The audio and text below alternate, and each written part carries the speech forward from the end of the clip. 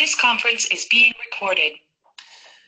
Welcome everybody to our webinar tonight on how to start or advance your career in football. It is a pleasure to have all of you connecting here tonight.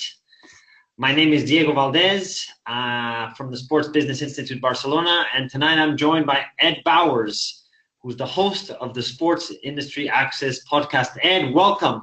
Great to have you here tonight. Same to you, my man. Diego, thank you for this opportunity, and it's great to connect with all these people here tonight. Fantastic. So what we're going to do is we're going to introduce each other formally in just a moment. But before doing that, I know Ed was asking you before we started to tell us where you're connecting from, because this serves two purposes. It lets us know, obviously, where you're connecting from, and we find out more a little bit about you guys.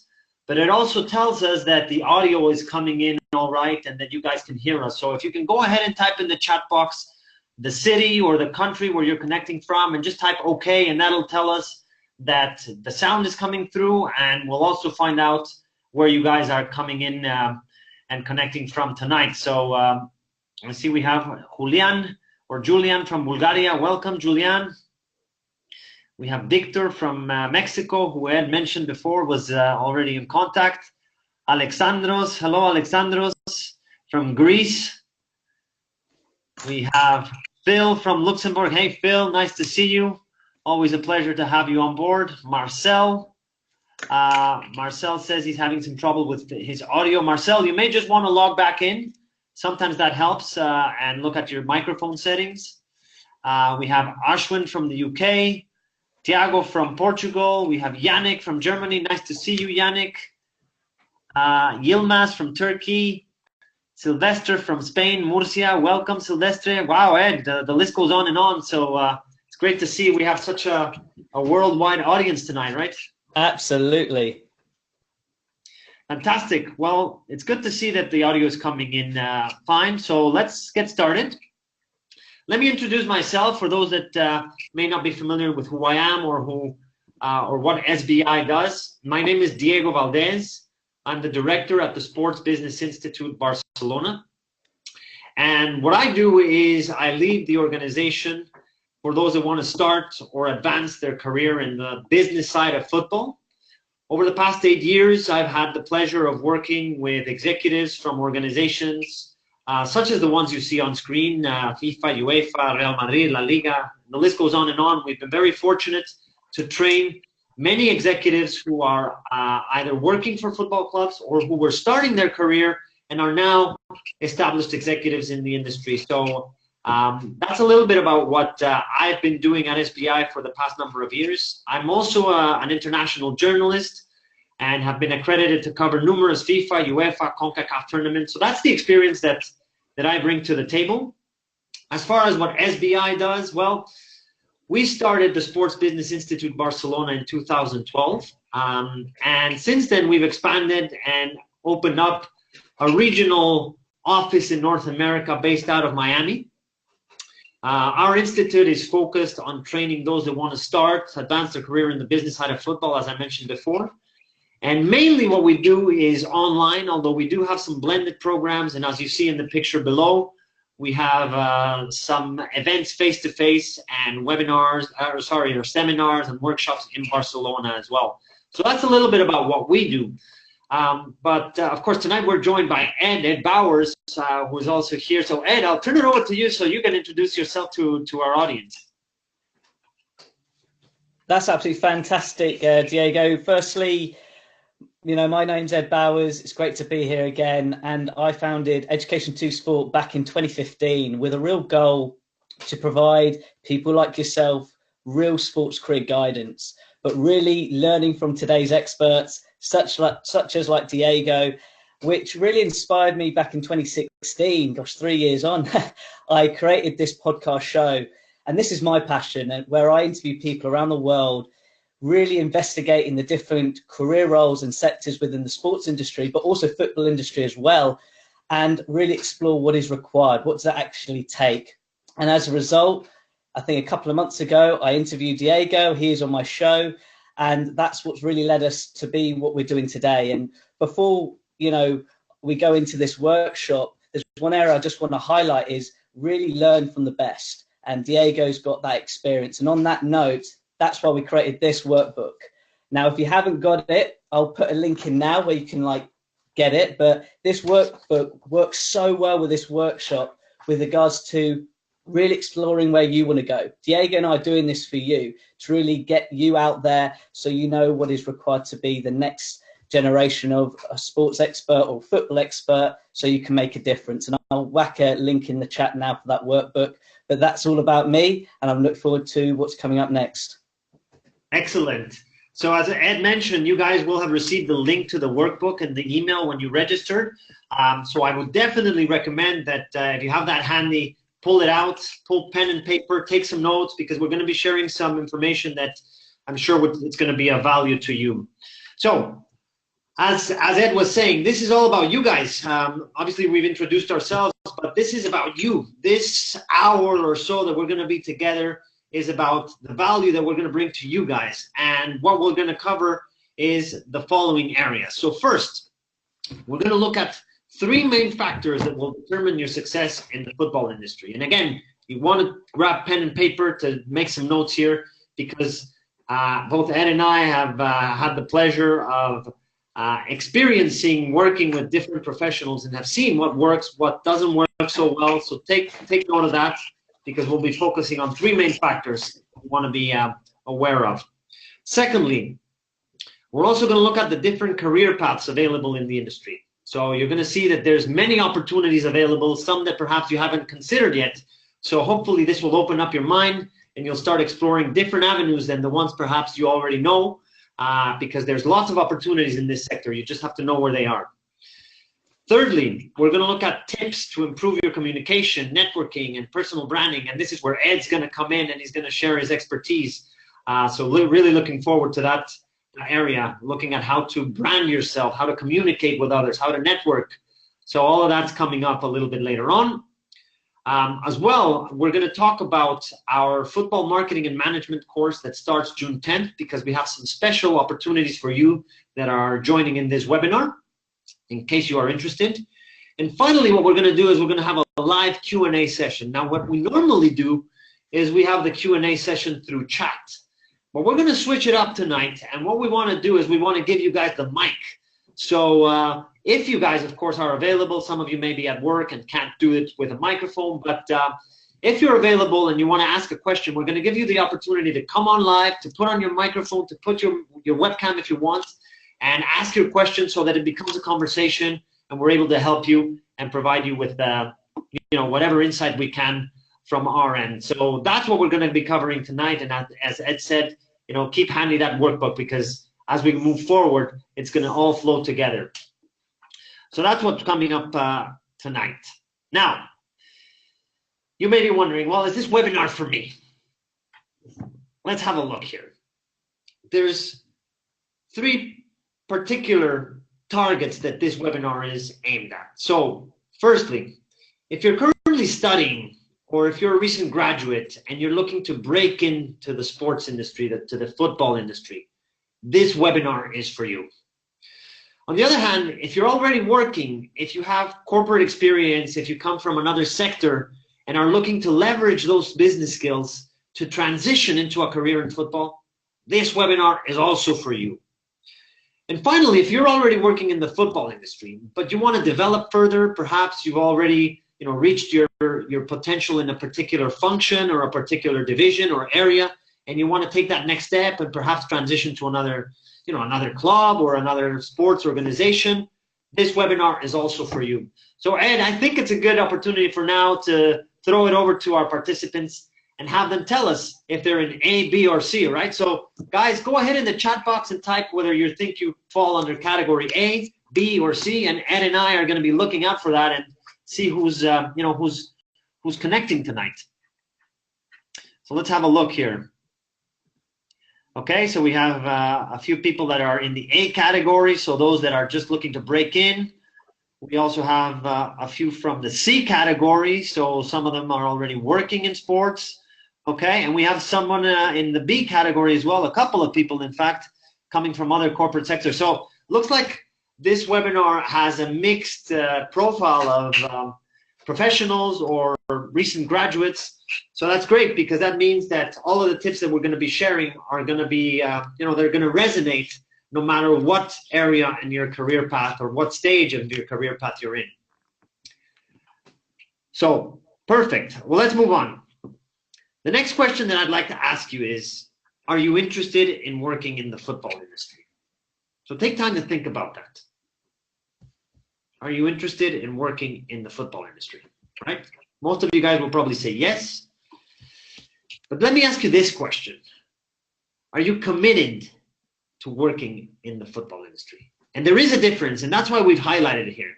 Because there's many people that are interested. There's many people that say, oh, I'd love to work in football and I'm interested in working in football.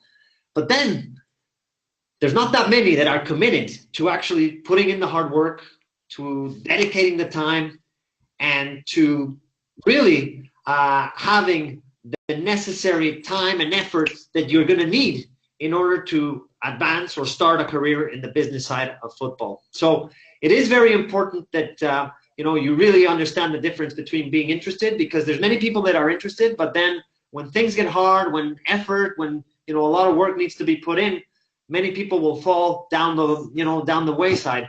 So you guys that are here are obviously all committed, because you're all dedicating your valuable time to come in and listen to us. So that's great, and I'm sure that all of you are going to take a lot away from this. So Ed, anything you'd like to add on as far as the commitment that is required for working in football? Absolutely. With regards to the commitment side, it's really important, and it really relates to your attitude. Oops, I think we've lost Ed. It seems as though we've lost Ed. So anyway, hopefully we get him back. So let's continue moving on. While we try and get back with Ed, you got to be committed. Now, to land a job in football, it takes persistence, it takes dedication, it takes hard work. And the one I've highlighted here is patience, because it's going to take a while. And this is the sooner that you guys start understanding that this is a marathon and not a sprint, the easier it's all going to become. Obviously, the passion is there, and you need to have that. But all of you that I'm sure are, passionate about football, you have that. But it is very important to look at the different elements that are required, and that persistence, that dedication, that hard work, and that patience is really key, because if you're not, if you want a result right away, you could get discouraged. So it is something that you need to put in the steps in place in order to reach an objective, but it will take time, especially if you don't have the experience of prior working in the industry. Now, moving on. Well, what are the key factors that you need to get ahead? So I think that there's 3 key factors, and I'm going to share them with you because based on the experience that I've had myself in my own path, and also the people that we've coached in many of the organizations that I mentioned at the outset, we identify the patterns, and it really all comes down to, 3 key factors. Obviously there's more, but there's 3 key factors that we like to highlight here, and they are here. Number 1, you have to have knowledge about the sports or the football industry. And the reason for this is, like in any sector, right? If you don't understand how the sector works, particularly from a business standpoint, you're going to be in a disadvantageous position with those that do. So that's the first thing that you need to be aware of. Understand the business side of football, the business side of sport. Many out there, and again, depends on where you're at, but many people out there are passionate fans, but they may not understand about the business side, how to sign an agreement, a sponsorship agreement with a club, how to sign a contract between a player and a club, or a player and an agent, how to organize an event, how to leverage sponsorships in the digital era. So a lot of these things, if you don't understand or you don't know them, you're going to be in a disadvantageous position. So the first thing that you need to know, and we're in an information era where there's a lot of content out there. So that's number 1. Understand the industry you want to work in, and sports, football, there's no difference in that. You need to understand the business side. Secondly, you need to have contacts. Like in anything, the network that you build is important. And we're going to look at this in just a moment, but I'll just advance that in football particularly, a lot of the jobs are not advertised. They're not public. So that means that you really need to have a network. You really need to have connections, because many of the opportunities, whether you're looking for a business venture or a career advancement opportunity, many of them, particularly in sectors that are more closed, such as the football industry, come down to the network, to the people that you know, and how you interact with them. So definitely something to keep an important eye on, the network and how you're building it. So very important. And then thirdly, another fact that is very important is having the guidance. A lot of people have ideas and they want to go in different areas of the business side of football, but if they don't have the right mentorship, if they don't have the right guidance, it may take longer for them to get there. So we always recommend to get a mentor, to get people who have done it before, to have people in the industry that can support you, because that guidance is going to provide you an opportunity to optimize and to accelerate your path. So these three things are important to keep an eye out for. Now, let's go into them a little bit more in depth. So knowledge about the industry and how it works. Let me just make sure we don't have Ed back on. So 1 second, because he may be connecting. So yes, Ed is back on. So let me put him back on the call. So Ed, just trying to look for you.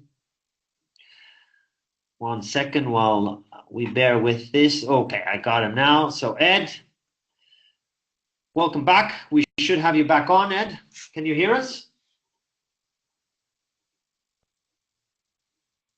On what you're saying. Great, Ed. Nice to have you back. I think we've just lost your connection for a little bit, but we were just talking about a couple of the points here, so we'll continue on that, and then we'll turn it over to you. So, as I was saying, knowledge about the industry and how it works. So, how can you get this knowledge? Well, you can get an industry recognized qualification. Obviously, if you have previous experience in sports or in football, this helps, because the more experience you gain, the more knowledge and the more understanding you get on how the industry works. And likewise, leveraging previous experience from other sectors. So, as I always say, the business side of football is a business. So maybe you have, let's say, a background in IT. So that's very valuable for the industry, because there's a lot of technological needs as far as the football industry is concerned. So you don't necessarily need to know about, the tactical side of football or just the marketing side of football. There's other areas that you can leverage from other corporate sectors. So that's something that you want to keep an eye out for. So building up that knowledge and understanding how it works. Secondly, contacts. Well, as I mentioned before, you can build personal relationships. Maybe you have people that you know that are already working in football. Evidently networking, getting out there. Today, more than ever, we are connected with the internet, with social media. It's easier to get in touch with people. So the sooner you start building your network, whether it's offline or online, the better it's going to be, because those relationships are going to be very valuable to you down the line. So very important to build on that network. And likewise, as I said, if you attend courses, if you go to conferences, if you go to football events, you're going to meet people there that are in the sector. So get out there, build those relationships, and start building a network, because you'll be surprised how important that is. And we're going to talk about that. And I know Ed is going to touch upon that in a little bit as well. Finally, as I said, career guidance. So, it is important to find a mentor that can guide you, that can provide you advice, because football, as you've probably heard many times, is a business like no other business. It's different because rather than having consumers, there's fans. So that in itself creates an ecosystem that is completely different to many other sectors. Perhaps the music industry is one that we can also talk about in that regard. But there's very few sectors where you have those fans that are passionate. And as a result, it's an industry where you need to be guided by someone that has done it before, that can at least give you some tips on how to optimize your path. So that's very important. And mapping out a career plan. So having clear objectives, and as I said, having someone where you can bounce those ideas off, that has done it before, that has the experience. So in order for you to, to get ahead. So, Ed, now that you're back, anything you'd like to add on the career guidance, the network, and the knowledge that people, should be looking to acquire to advance or start their career? Yeah, absolutely. Firstly, the three points or key factors are critical, but I want to just touch back on with regards to the third one, because we're going to go through in depth with regards to how to build a network, which was the second key. But relating to career guidance again and a mentor, and relating to today's audience, having a mentor is vital in every area of our lives. But relating to your career, let's say you've got 15 years of experience in a certain sector, your goal is to get a mentor where you want to be. Like if you have 15 years of experience, Diego could be the right person related to a specific field. But if you're just starting out, and this is the key, if you're literally starting out, you've just graduated, you want to try and look for a mentor who's got a broad knowledge, who can really guide you to that certain pathway. And that's the key thing. I've got mentors, I know Diego's got mentors, and this really sets our standards higher, because just quickly, don't think your mentor is going to get you a job. Your mentor is going to challenge you with regards to who you are as a person and where you want to see yourself in 1 year's time, 2 years' time, and 5 years' time. That's what a mentor's there. That's the purpose. And I just want to clarify that, because it relates really well to point B of mapping out your career, because that's why you speak to a mentor to overview your career plan moving forward. Yeah, and building on that point, as you will said, Ed, a mentor is also about accountability, right? Because that when you get challenged, you have to be accountable, and it's about having someone that says to you, okay, here's a path that you can go on, but let's meet again. And when we meet again, I'd like for you to tell me where you're at. So it is not just about advice; it's about accountability, as you said, Ed, and being challenged. So very, very interesting points. And as you said, we're going to talk about building a network a little bit further on in this webinar. Right, so let's move on. Now that we've talked about the different factors, let's talk about the opportunities. Are there really jobs available for me in the football industry? That's something that perhaps a lot of the people on our call are wondering. And let's talk about that. So what we're going to do is we're going to do a little bit of a practical exercise here. But before that, I'd like to give you some numbers.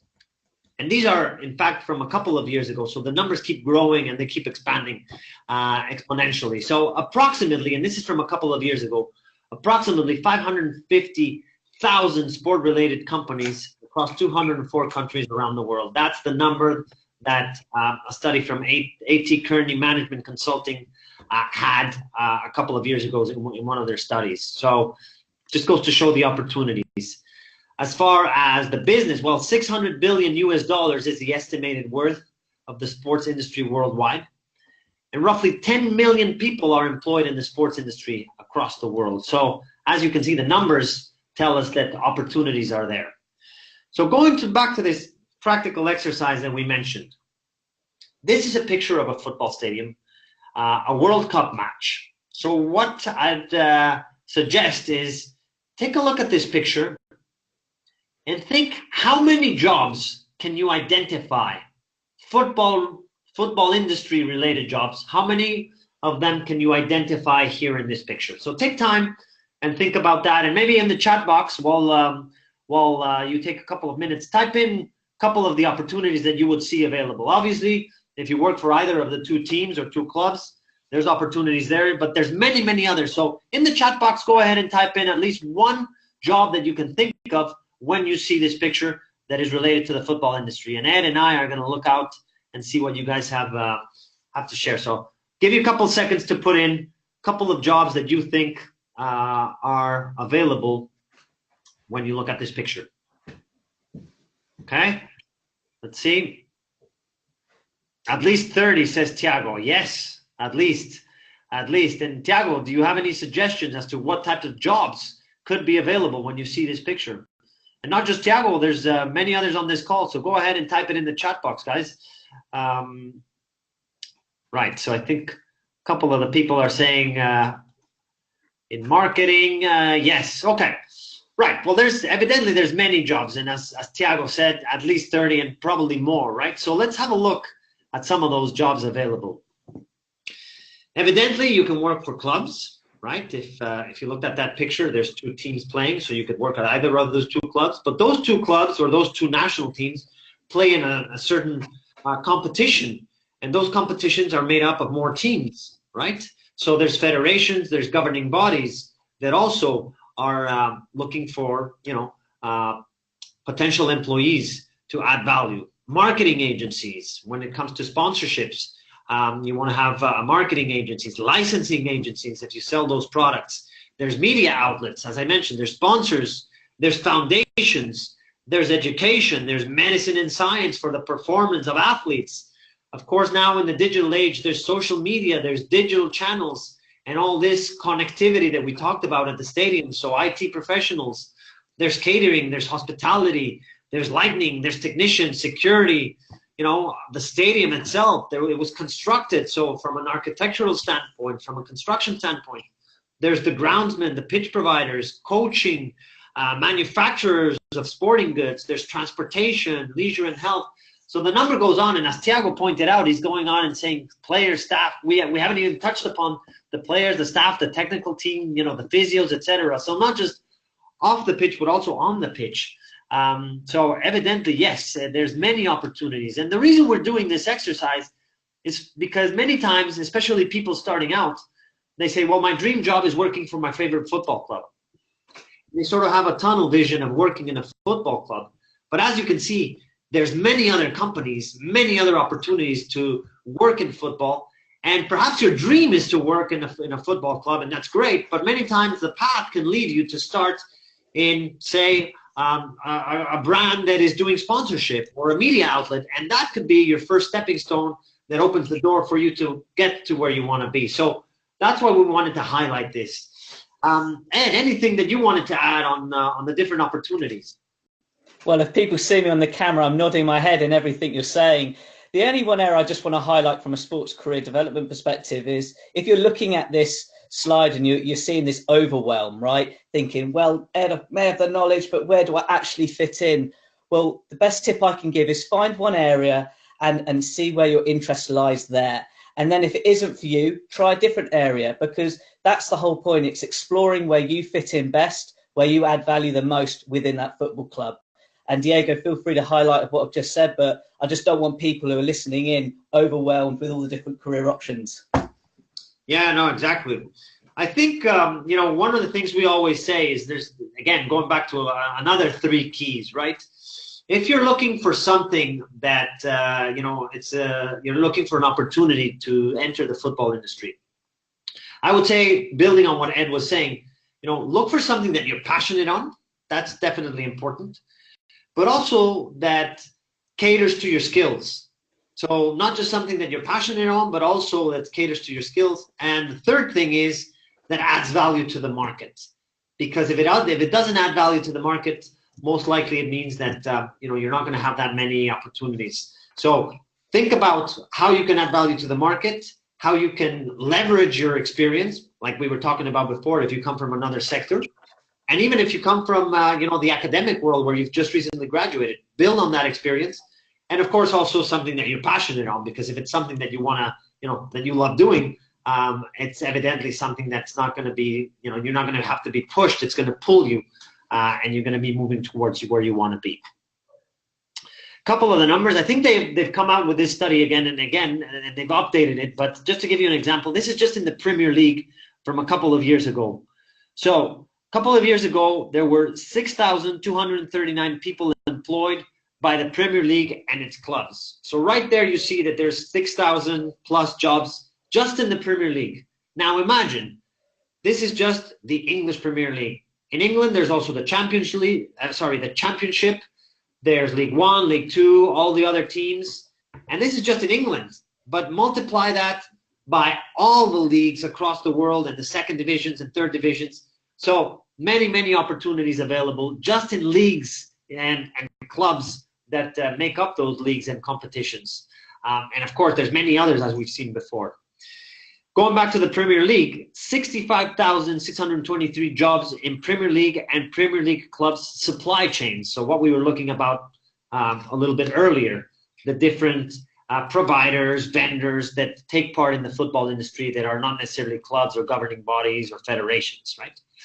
And then finally, over 100,000 jobs, full-time employment jobs supported in the UK in this particular infographic. So again, this is just for the Premier League in England. So imagine the opportunities available in your country, in your market, and not just within a league or its clubs, but also the supply chains that we talked about before. So the opportunities are there. You just have to know where to find them and how to go about to breaking in or to transitioning in to the football industry in your respective markets. So next up is we want to talk about your objectives. So it is very important that you know what is your objective and where you want to take your career, right? So here, important things to keep an eye out for. Well, it is very important to know what you want and why you want it. And a lot of the times people forget about the why, but really take time to think why you want this objective, because the more you take time to elaborate on that, the easier it is then to visualize yourself and say, well, where do I see myself within the sports industry? And sometimes you will see that perhaps the idea that you first had, if you get a little bit more thought and if you start thinking about, well, how can you add value to the market? Maybe you're going to visualize yourself in a different area. So this is very important to do a little self-reflective exercise. And finally, how will you acquire the knowledge and the contacts to get ahead? As we were talking about before, this is very important. So Ed, I know you do a lot of work with people when you talk to them about a career in the sports industry. So tell us a little bit more about the importance about this and being clear on their objectives. For me, this slide's really important. Training I do, very similar exercise related to these points, is having a sports career purpose. It's having the reason in where you want to add value. So going back to a football club, if you don't mind me providing an example, let's say you want to enhance the entertainment factor for a fan.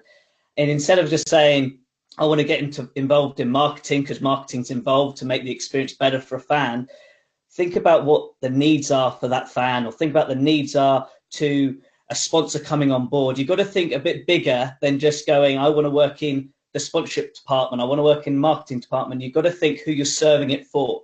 And when you know that why, which relates to that point, the better you're going to be in the industry, the better you're going to be at that club, and the more value you're going to add to that whole organization. And where you visualize yourself, seeing yourself there, relate to that second point, the better you're going to be in the long run, because you just have that belief, and the knowledge and the contacts will support you during that progression as well. Yeah, and it does take time. It takes time, and it does take self-reflection. So it is important to understand that. And as Ed well pointed out, that purpose is key. Now, when applying for jobs in football, this is what employers want to know. At the end of the day, this, it comes down to, we're going to break it down evidently to, to summarize it. But if you're ever in a position where you want to apply for a job or where you want to advance your career, there's three key things that employers want to know. And that is, can you do the job? Will you do the job? And will you fit in? So let's break them down. Can you do the job? Well, do you have the qualifications for the position? Do you have the knowledge? Do you have the skills? Do you have the previous experience? So that's going to tell the employer if you can do the job. So start thinking about that if you're looking for a career in football. Well, do I have the skills? Do I have the knowledge? Do I have the experience? And if you don't, how are you going to get it? Because if you have an opportunity that comes your way, you want to be prepared. So that's the first thing that employers will look for. Can you do the job? Secondly, will you do the job? So in other words, are you more than just a super fan? There's a lot of people, as I was saying before, that are passionate, that want to work in football, but there's not that many that are committed, or there's fewer that are committed. So it is very important that you demonstrate that you have the right motivation and that you're not just there as a super fan trying to get close to your idols, the players, but that you're there to add value, as Ed mentioned before, adding value to the market, adding value to the club. The more you can think about that, the better position you're going to be in, because that'll show employers that you will, in fact, do the job and that you're keen to do and work on the business side of a particular club or federation or brand or media outlet or agency, etc. And then finally, will you fit in? This is important too, because can you relate to the organization's culture? Is your current situation ideal for the position? So here it's important because you want to make sure you fit in, but you also want to make sure that the potential opportunity fits in with where you're at. And I'll give you an example. Maybe your dream job is to work in media as, the media officer for a football club, where you travel with the team and where you're at press conferences. But let's say you've recently had a family and you have, a recent born baby that you have to take care of at home. Do you really want to be traveling, 4 or 5 days per week with the team? So make sure that not only is it something that, adds value for the organization, but also that fits in with where you're at in your personal development or your personal professional situation. So that's very important, fitting in with the culture and also making sure that, the organization fits in with where you're at and where you want to be. So keep those in mind because, at a job interview, for example, or at a conversation with someone, these questions can come up in a whole array of different scenarios. But at the end of the day, what employers are really looking is, can you do the job? Will you do the job? And will you fit in? Ed, over to you for additional insight. Firstly, this slide is vital with regards to the preparation stage of applying for any job. Those 3 questions, have them written down before you actually apply for the role. I'm just going to tap into that sort of A category. And if you're thinking, can I do the job? But let's say you don't have the knowledge or skills yet, or you don't have the experience. For me, this is where volunteering, getting work experience and getting like job shadowing for a day or 2 is a great way to really tick off the other 2 boxes, because you'll understand when you job shadow, for example, let's say I job shadow Diego one day, I would see where he's working out, understand his role. And then because I'm there live in that environment, you get the culture straight away. Even if it's 2 days, it doesn't matter for you, you're getting that experience of what is required to do that job. It is business at the end of the day. And, these organizations need to see value. They need to see you do the job well to create another outcome with regards to the position you are filling in. So for that category A or even category B, let's say you've got experience, 15 years experience in law, but have no idea with regards to looking after a football player from an agent standpoint. Again, just get experience, work shadow. It doesn't matter about your age. It just gives you an insight. And I just wanted to add that point in, Diego, from a career, development perspective with regards to that first section. And feel free to add any insight to that, because you employ people. I haven't employed anybody yet, will be shortly, but you've got more knowledge in this when you hire somebody before they actually do the role. Yeah, well, the thing that I would add there is that a lot of times people, and many in our audience maybe are saying, well, I've tried volunteering and I've tried reaching out to organizations. But we're going to tell you the right way and the wrong way to approach organizations, because even if you're offering free volunteer work, there is the right way and the wrong way to do it. And even you may think, well, I'm offering my services for free. Why am I not getting called back? We're going to tell you the right way to do that. So stick around a little bit longer, because that's a tip that you don't want to miss. Right, now let's talk about the most common mistakes people make. Well, first one is many times people focus solely on their own objectives. Now, this is human nature. We tend to think about ourselves. We want to further develop. But it's a mistake just to focus on us. And many times, and as Ed was saying, many times we receive CVs here at SBI, and many people that we work with and consult with receive CVs, and they have the career objective. My objective is, and I want to do this, and I want to do that. And that's great. That's great that you have that clarity. But that's just 50%. Because if you only focus on your own objectives, you're not focusing on the other side. So, number one. Secondly, sports organizations receive thousands of CVs throughout the year. Why is yours any different? If you think that because you have a particular experience, or you have a certain course or masters or whatever, that's going to give you the edge, maybe it will, but in all likelihood, in this day and age, it won't. So you got to make yourself different. You got to add value. And we're going to talk about that in just a moment. Third point that we have here is ask not what the club or the organization ask not what the club organization can do for you, but rather what you can do for them, right? So how can you add value? How can you deliver what the organization may need? And this is going back to what we were saying before. If you're looking to volunteer, don't just send your CV and say, oh, I'd love to volunteer for you guys and I'll do anything, and whatever you give me, I'll do. Because you know what that does is that puts an additional quote unquote problem or onus on the other side that you have to have them think. And these people have very busy schedules, very tight agendas. And if you're expecting them to think for you and find, okay, well, what position can we give this person? You're basically throwing an opportunity away. So rather than doing that, anticipate yourself, flip the coin and put yourselves in their position and say, okay, do a little bit of research on them and say, well, what is this club doing? How are they behaving on social media?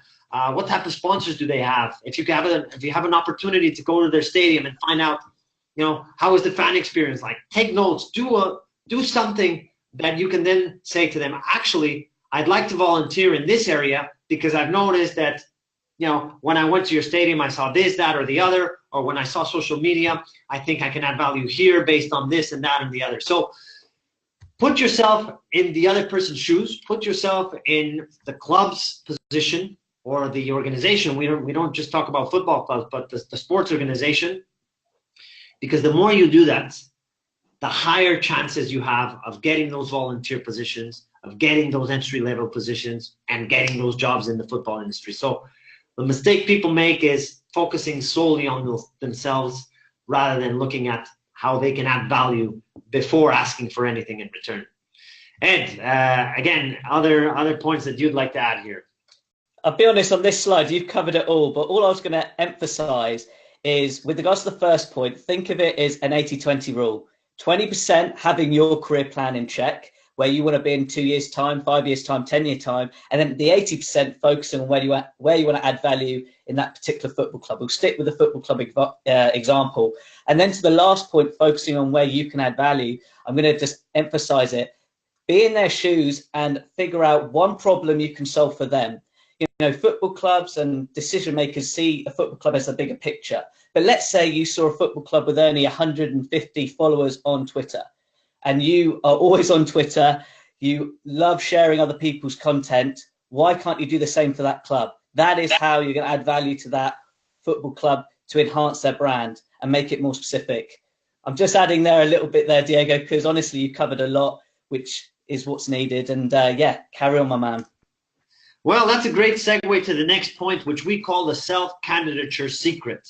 And essentially, it's building up on what Ed was saying and what I was mentioning before.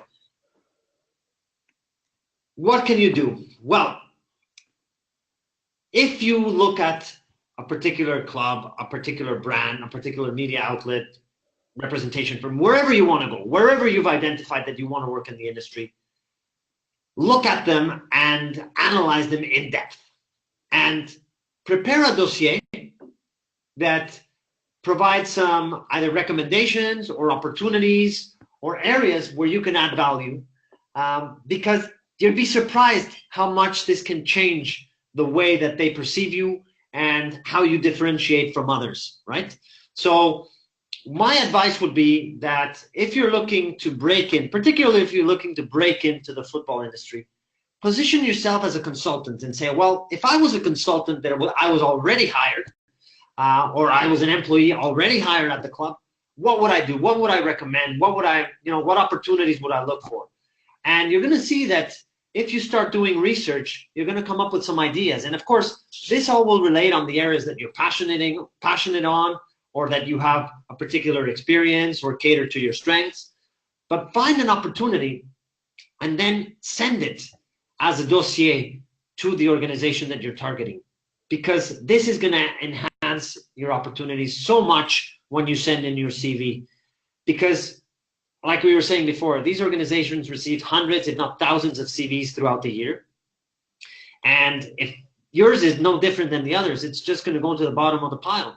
But if, on the other hand, your candidature includes a report that gives value on a particular area, right away, that's going to differentiate yourself. And not only that, it's going to show some initiative, some proactiveness that the person on the other side is going to say, hey, I don't even know who this person is, and he's already delivering value to me. Let me get on the phone with him. Let me have a chat with him.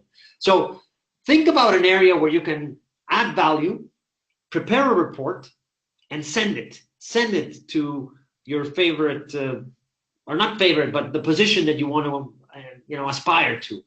And my advice as well would be, don't just target, if say your objective is to work at a football club, don't target, say, Manchester United, Real Madrid, and FC Barcelona, because The reality is that that's going to be very difficult for you to enter without any previous experience. So start at more modest clubs, perhaps in second, third division in your country, or in the league where you're in the market that you're in, because these organizations lack more resources. So if you're already there delivering value with potential resources, it's going to put you in a position where you're going to be in a more valuable asset.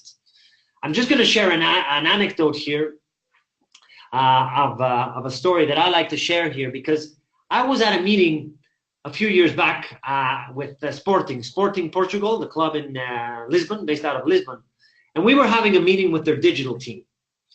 Anyway, at the end of the meeting, I spoke to the person that I was engaging with, and he was an American Portuguese. So I connected with him, and I said, oh, it's interesting. You're working here at Sporting in the digital team as the digital manager. How did you get the job? I'm interested to know how this guy from the US is now working in Portugal.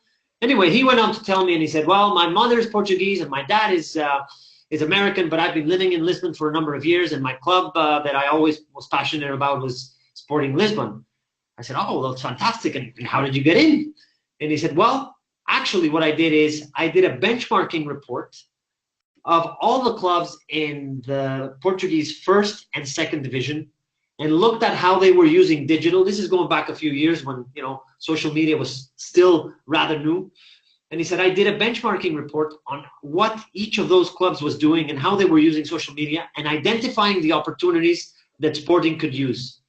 And I said, wow, fantastic. It must have taken a lot of time. And he said, well, yeah, it took a few weekends of my free time to develop and put this dossier together. And I said, well, what happened? How did that go about with the club? And he said, well, when I sent it, the next day I got a call and they wanted to have me in for a chat. So I went in for a chat, and that same day they started giving me tasks and I started interning at the club.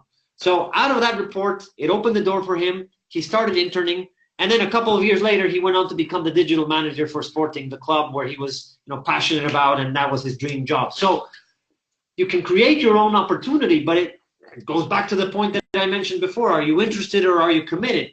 This guy was evidently committed because he was taking time on his weekends, his free time, to do this report that it was no easy task.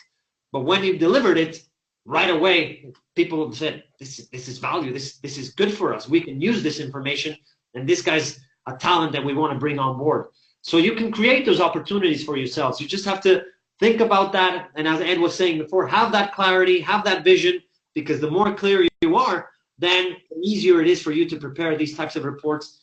Now, going back to the analogy of football, like any top goal scorer, maybe you think, well, what if I do one of these reports and I never get a reply? That may happen. But if you do this report and you send it to 5, 6, 10 clubs, it's like the goal scorers. They may shoot on net 10 times, but one of them eventually is going to go in. And if you continue on that same, with that same analogy, you're going to score your opportunity as well. So really do keep that in mind, that it's not just about sending your CV. It's about adding value. And if you can add value from day one, your opportunities are going to be enhanced. Ed, over to you. Look, I've got a big smile on my face, but to be honest, I wish I heard that story 4 years ago when I just started out in the sports industry. And the key learning point from me, and I've written it down on my notes, is it could be done, this report, in a short period of time. My challenge to you, why can't you do that report this weekend coming up? Pick an area, an area that interests you, do the report, send it out the week later.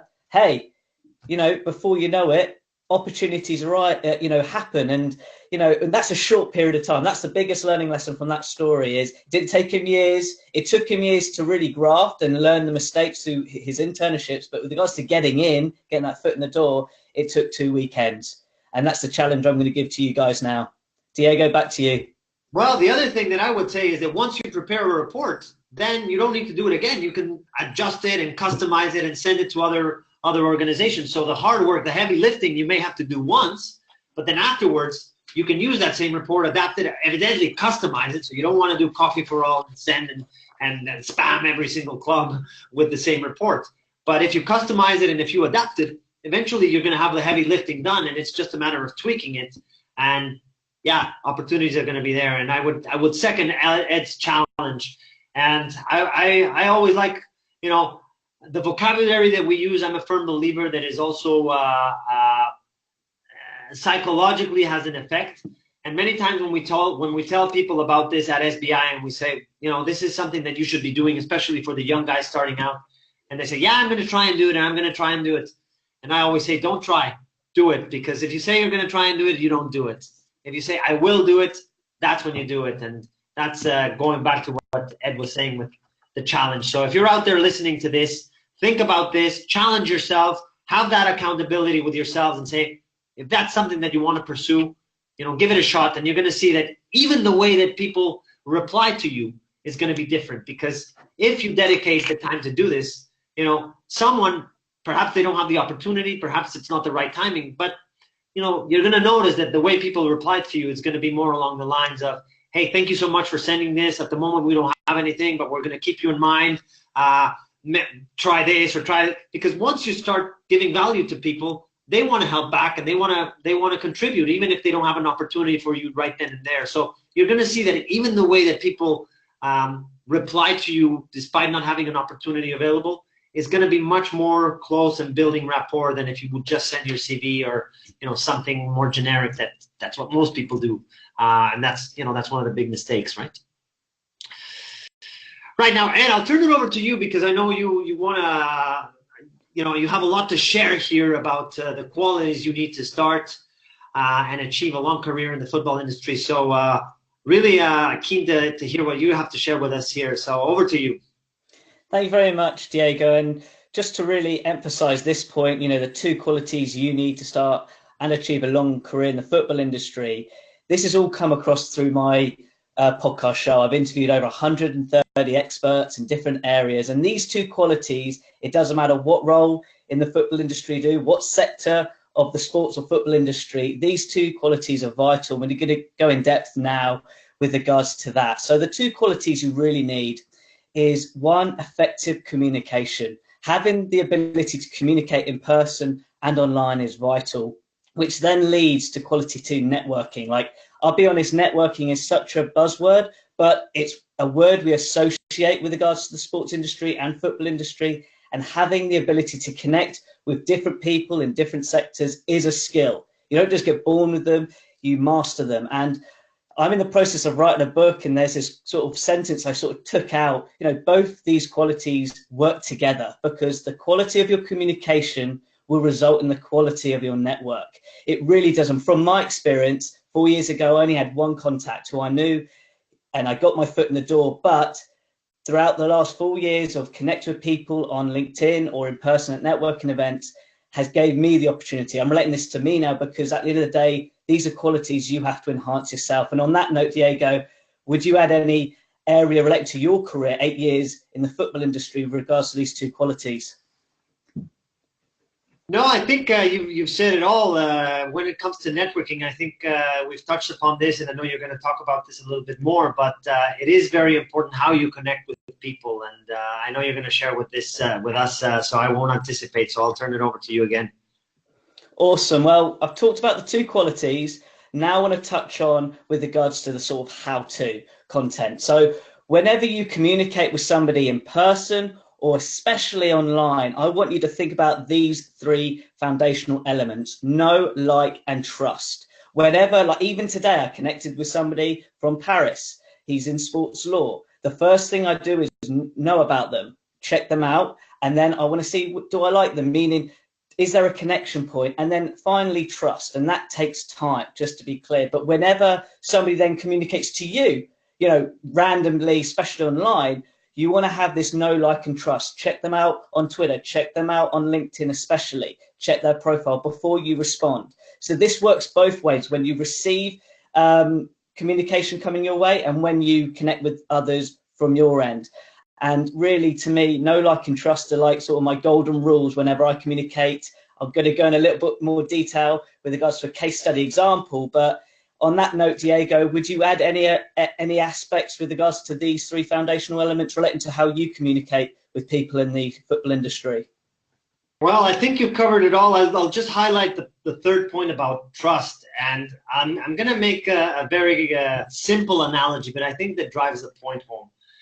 Think, you guys out there, if you're driving down the road and you see a hitchhiker, would you pick him up? Someone who's, looking for a ride on the road? Probably not, right? And the reason you don't is because you don't trust them. Now, this guy on the road may be the most, genuinely warm and nicest person on earth. But the reality is that you don't know. So since you don't know, you don't trust.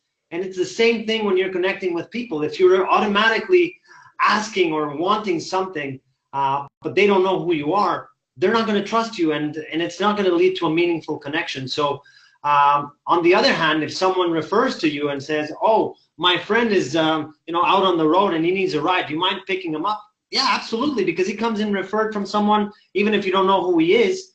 It's a whole different story picking up a quote-unquote stranger when it comes from someone who's referred than someone who's just someone that you don't know. So building that trust is very important, and it's key not to, as you said, Ed, there's steps. You get to know people you like, or you build that rapport, and then that trust comes. But if you want to go too fast, that's when you may miss the opportunity to make a meaningful connection.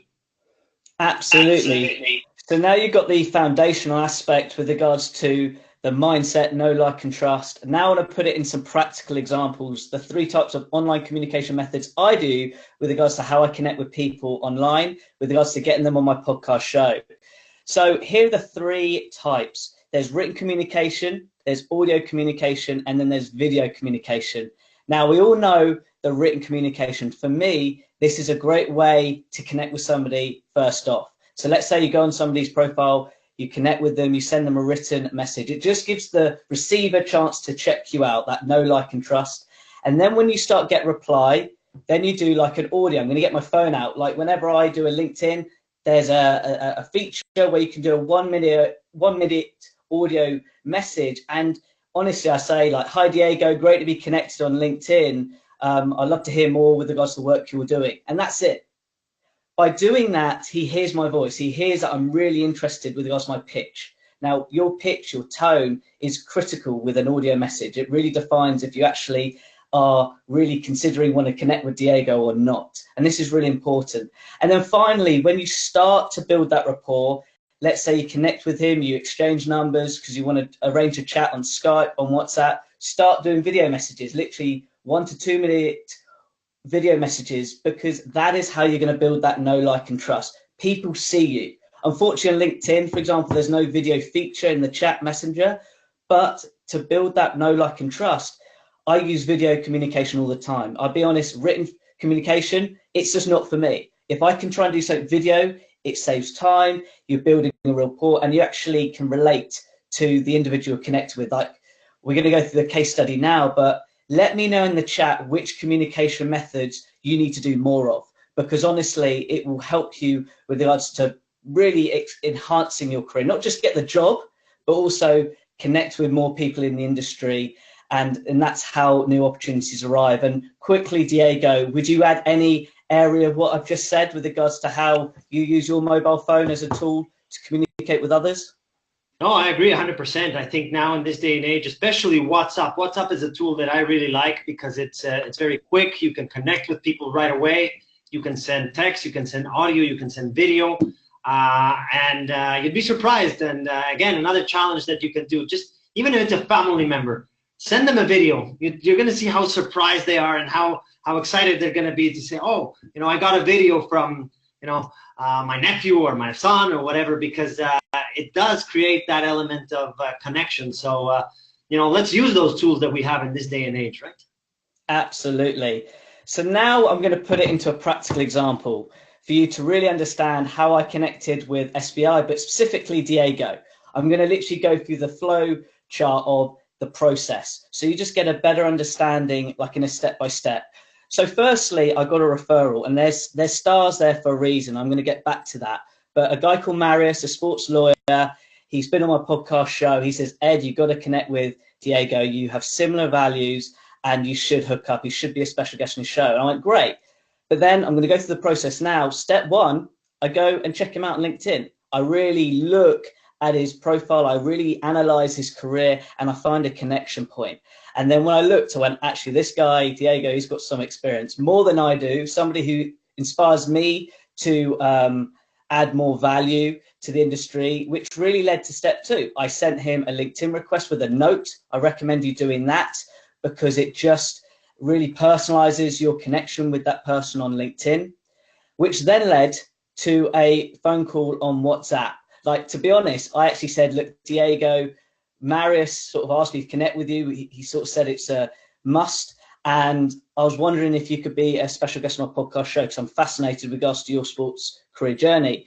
But then Diego said, hold on, Ed, could we arrange a phone call first just to hear more about you? I went, absolutely. So at the time, a couple of months ago, Diego was out in America, in Miami, and we literally got a tripod on, got my phone on, we were chatting on WhatsApp for 45 minutes. Now, as a tip, I will try and do 15-minute calls, but because we had such a great conversation, it just happened naturally. We had similar values and goals with regards to the work we do. It just led to a long conversation, which then led to the podcast show. We planned it out, then we done the podcast, we launched it, and it got some success, to be honest. A lot of people have got a lot of value from that podcast chat with Diego about credibility in the football industry. And ever since that, and how things have just rolled on in a couple of months, it led us to staying in contact on WhatsApp. So I'm just giving you the different tools. And then it led to step 6. Diego said, look, Ed, there's something here we can do. So we did a brainstorm call, which really led us to creating this webinar, this workshop for you guys, because we just have different experiences, but we can add something to the table to enhance our values in getting the best people in the football and sports industry, which then leads to the final area. Through that referral from Marius, it's led us to this, future opportunities.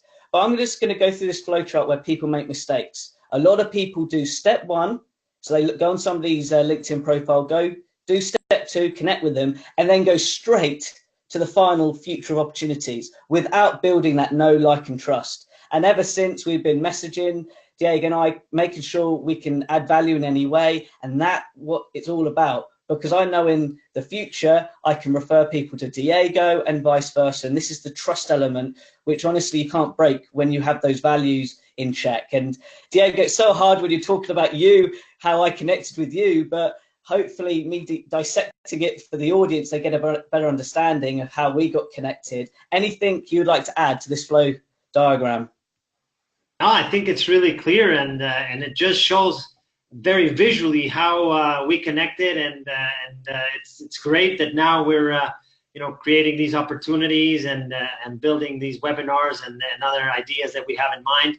And it all started with in this day and age, the digital era, you can connect with a lot of people. So this flowchart really makes it very visual of the right steps that you need to take, and not trying to go too fast, because if you do, that's when you, as Ed was saying, you're going to compromise that relationship, right?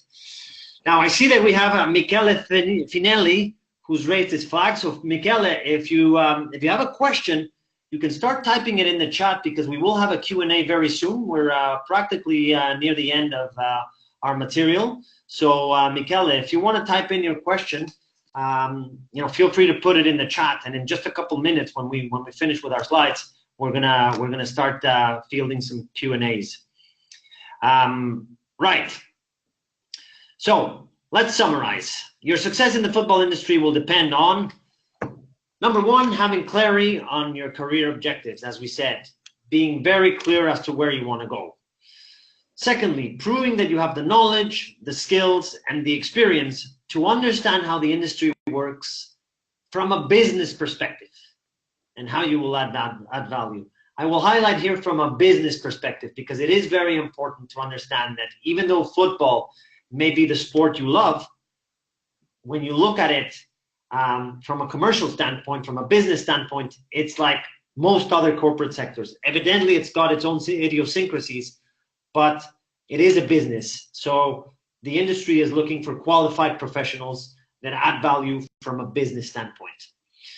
Thirdly, creating a strong network of contacts in the industry, as we already talked about before, and Ed was expanding on that in just a moment ago.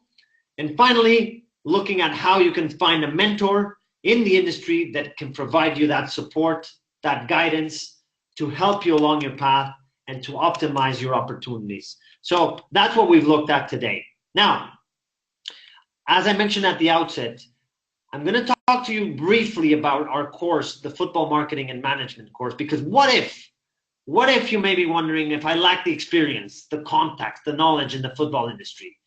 What if I don't know where I could get someone to mentor me and provide me career guidance and support?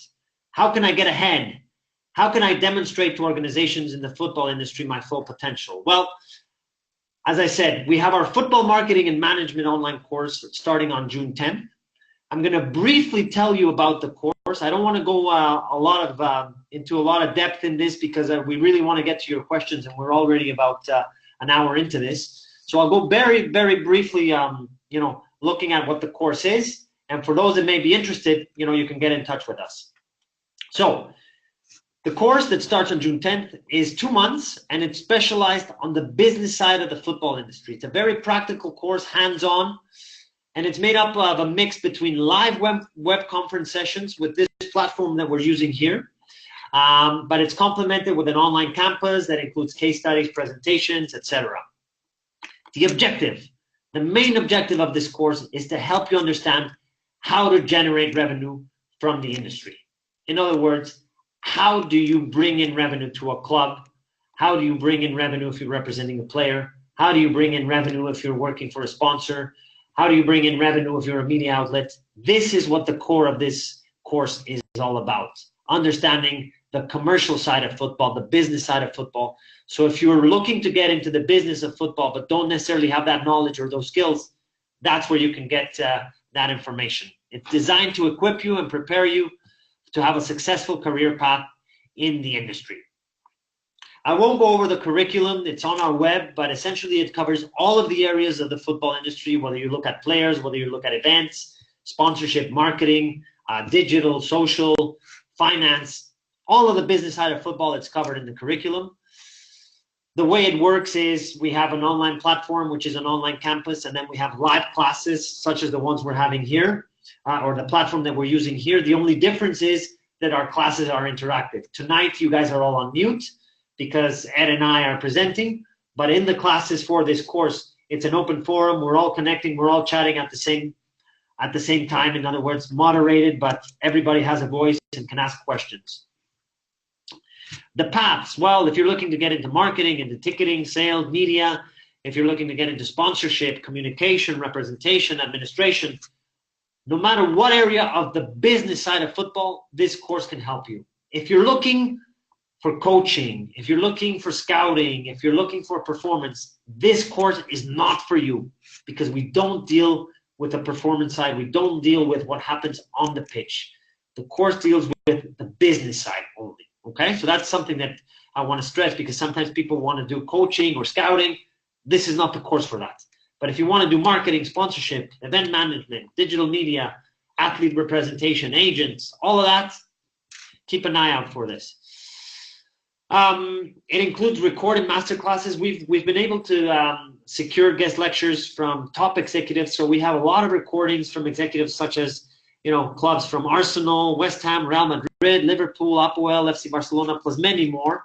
So you have a whole pool of resources that you can tap into apart from the live sessions where you're interactive. You can also have recordings for you. Now, as a bonus, what we're doing tonight, if you want to join this course before the end of this week, so before May 31st, which is the end of the month, Friday, what we're going to do is we're going to throw in a bonus for all of you guys that have come here to this webinar.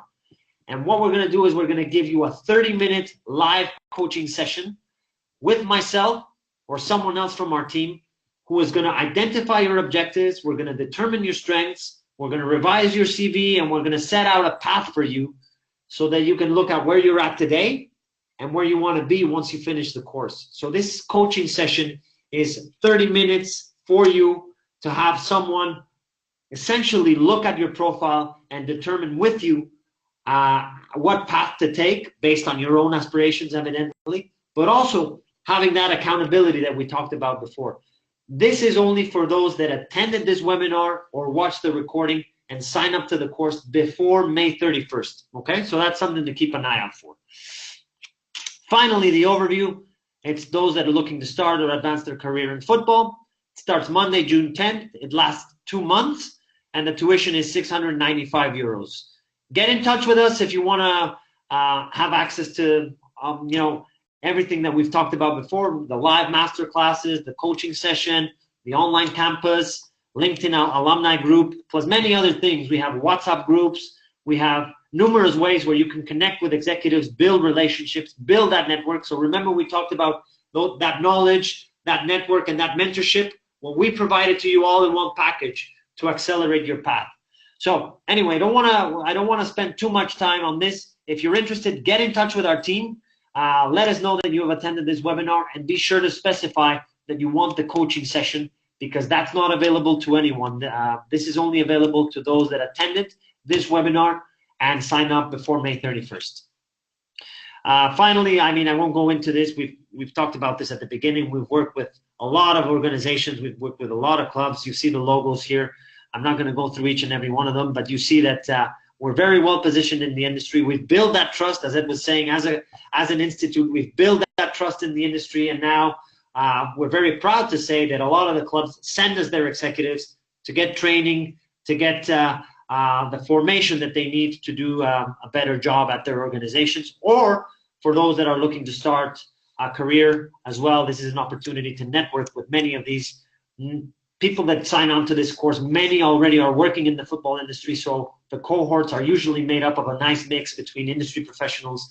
We even have professional football players. One of our students is Wes Morgan, captain of Leicester City Football Club. We have had Beth Mead from the English national team, Danielle van der Donk, many players as well from the Premier League that have come through our courses. So the network that you can build with this type of program is very strong. Finally, you can go to sbibarcelona.com if you want to secure your spot, if you want to take advantage of this opportunity. Let us know. Again, before May 31st, you can have that bonus coaching session to identify your aspirations, to look at where you're at, where you want to go, fill those gaps so that you optimize and accelerate your path. The last thing I'll do is share this formula that I came across a number of years ago, and I really liked it, and I particularly think it's important for the football industry. And I'll break it down, and then I'll turn it over to Ed for his final thoughts as well. But this is what I've identified as the career success formula for the sports or the football industry. And it essentially goes like this: knowledge plus skills times attitude equals career success. Now let's break it down.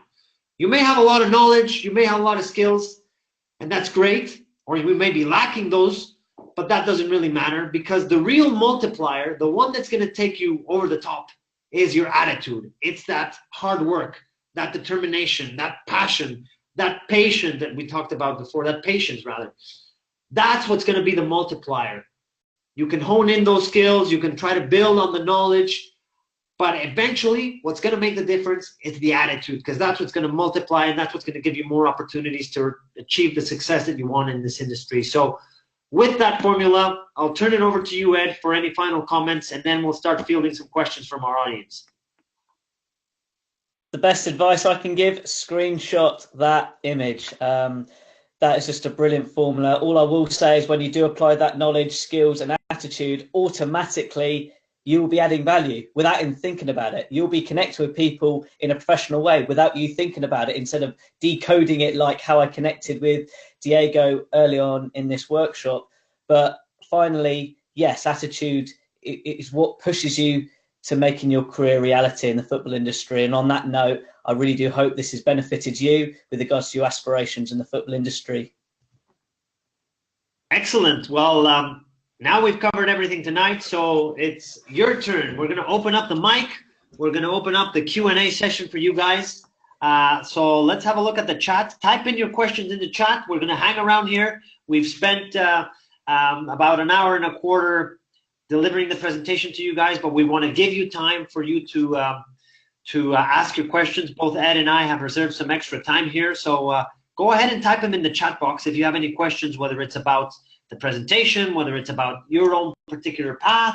Let us know, and we'll get you out here in the chat or through the video and the audio. So I see we have a question from Caroline Ferraz. So Caroline, let's see. Tell us in the chat, would you like to come on live? Would you like to ask your question live? unmute your mic. We'll turn on your camera, or if you don't want your camera, we'll just unmute your mic. So put in the chat box if you're available, and if you are, we'd like to hear your question live. So I'll give you a couple minutes just to let us know if you want to go ahead. If not, we'll just read your question from the chat, and evidently we'll answer it. But we'd like to hear more about you, particularly Caroline. So let us know in the chat box if you want to come on live. So while we wait for that, I see that there's a couple of other questions. There's someone here. Unfortunately, I don't see your name because it just says a number. But oh yeah, it says Ed. Hi, Ed. So Ed, oh no, sorry. I'm sorry. Ed is referring to you. Hi, Diego and Ed. My name is Ivan. I'm currently studying my last 2 years at financial administration. Which course best suits me? So Ed, same thing. If you want to come on live, let us know in the chat and we'll turn up the mic for you to answer your question. And if not, we'll just do it through the chat. So we'll give a couple people to some time. And if not, we'll just answer them through the chat. I'm not getting any messages. Yeah, it's okay for me. Okay, so let's go and do that, Ed. Ivan. Let me just find you. Let me unmute you, and you can ask us your question directly, and that way we have a bit more background on you. So let's go ahead and look here at all the participants, and let's find you. So Ed, let's hear the question that Ivan has. So Ivan, I've just unmuted your mic. Can you hear us, Ivan? Yeah, I can hear you. Excellent, Ivan. So let us know your question. Tell us a little, first of all, where are you connecting from, Ivan? From Mexico. From Mexico, bienvenido. Excellent. What part of Mexico? Mexico City. Mexico City. Maybe you don't know this, but I'm from Mexico City as well, even though I've lived in Mexico for many years. So, excellent. Ivan, so tell us your question that you may have for Ed and myself. Yeah, for example, currently I'm studying my last 2 years at financial management, so I wanted to know which is the best course that suits for me, but also, I don't know how to start developing a career in football. So I remember that you said that the best step was to entering a small club, not targeting a big club such as Barcelona, Manchester United.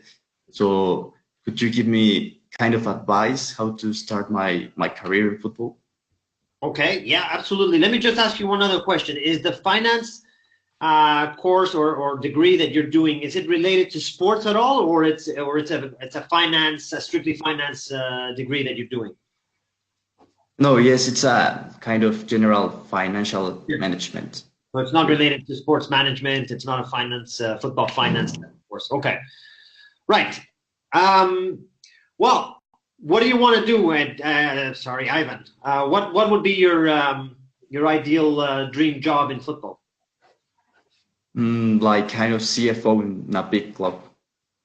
CFO in a big club. Okay. And how old are you now? 20. You're 20 years old. Yeah. Okay. So very young. Right. Do you have any experience working in football? No, not yet. Okay. Right. So this is what I would do in your situation. Okay.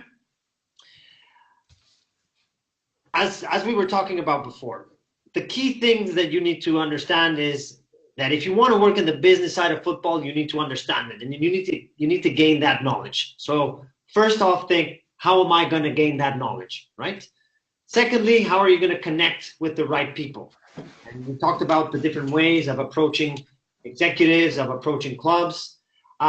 So in your situation, what I would do is essentially do many of the tips that we've been sharing here today. So start building a network, start connecting with people, and look for ways that you can gain that knowledge so that you can become a valuable professional in the industry. So let's say, what's your favorite club in Mexico, or the club that you would ideally like to work with? Cruz Azul. Cruz Azul, okay. So what you can do is you can say, well, my long-term objective is to work as the CFO of Cruz Azul. But I evidently know that I'm 20 years old now and that I have a long career path ahead of me. So I'm going to start looking at a potential avenue where it's, perhaps what you can do is send one of these proposals that we said earlier to one of the smaller clubs in Mexico, right? So maybe not target Cruz Azul, but look for some of the smaller clubs, look for some of the smaller organizations where you could start gaining some experience and provide that value. Likewise, if you're looking to do a course, I mean, you obviously saw what we are presenting here today with our football marketing and management course. That allows you to have the opportunity to gain a network, to gain the knowledge, to have the skill, to connect with people internationally. So if you're looking to work in football, I would also say that it's important that you start understanding the business side. Now, I'm not saying that you have to do our course, but there's a lot of information out there. Gain as much information as you can on the business side of football, and that's going to help you to at least start putting yourself in a position where you're going to add value in the industry. Now, Ed, any advice that you want to add to Ivan? Hi, Ivan. The thing that's screaming out to me, what you probably need now when I was 20, because finance is such a broad topic, as you probably know, studying it, you need to find a mentor. Right into the three keys. You need a mentor who's doing that job, you know, understanding what's required for that role, but actually just getting some guidance, because finance is so broad, it can lead to so many different avenues. And for me, if I was in your shoes, I'll find somebody who I want to model off, meaning finding that mentor, learn from, because honestly, to be a CFO, it's going to be, you need some long experience under your wing before you get that position. So hopefully that makes sense. If I was in your shoes, get a mentor first to understand that role, but also understand how you can apply finance to the football industry, looking at it from a bigger picture. The other thing I would add, Ivan, to what Ed was saying, is your career path is going to be very long. And maybe your objective now is to be the CFO of Cruz Azul. But as you begin entering and, as your path begins to develop, you may find that other opportunities arise, that other areas become more attractive to you. So even though now you may be thinking that's the area that you want to focus on, as the years go on, things may change. So you always will have the opportunity as well to look at other areas that may be of interest to you in the football industry, or other areas where you can begin to break in. So maybe working in finance at the moment is more difficult because clubs look for more experienced professionals. But if you start, say, working in a social media position, or if you start working in a marketing position, that could be your stepping stone to eventually move to the finance area that could potentially then lead you to becoming a CFO of a football club. So the path is very long and the opportunities are very, very wide. So I would say to you that the one good piece of advice would be to understand the whole sports ecosystem as a whole, because once you start understanding the different areas and the different opportunities, you may find that there's other areas where you can begin exploring before entering the path of football finance. Now, that doesn't mean that that's going to stray you off your objective. And if that's the area that you want to focus on, of course you want to, and you're looking like, it's looking like you're already doing that by studying your finance degree, and then you want to do some type of specialization within sports so that you have the finance and the business background, but you also have the football or the sports industry, sports management experience. And with that, I think you're going to be in a very good position, especially in a market such as Mexico, which has a fantastic league, but there's a lot of room for improvement and professionalization. So there's a market there that's growing, and as you know, the La Liga MX is very popular and has a lot of following in Mexico. So there is the demand in the market, right? So I don't know, Ivan, does that answer your question? Does that help, Ivan? Okay, I think we maybe lost Ivan's sound. Yes. Good. Okay. At any rate, if you want to discuss this further, we're going to leave our contact information at the end. Get in touch with myself. Get in touch with Ed. Get in touch with us at SBI if you want to pursue further education courses. We have a wide array of programs that perhaps may be of interest to you, and they're online. So no matter where you are in the world, you can continue doing them in parallel with other studies or professional commitments. Okay? Okay, that would be perfect. Thank you. Okay, saludos Iván hasta Ciudad de México. Thank you for your question. Saludos. Un abrazo, ciao, ciao. Okay, so that was Ivan. So that's great, Ed. We have Ivan from Mexico City who's looking to work in football finance. So excellent. Right, now let's see. There's a few more questions that have come up. Let me just go back to the one we had before from Caroline. So let's have a look here. Oh, 1 second. Sorry, but now it's impossible to open my camera or mic because I'm at work in Brazil. Okay, no problem, Caroline. So we'll read your question. Caroline says, as a woman, I find it difficult to get into the football industry. How do you perceive this? Is there any area that is simple to start, for example, marketing?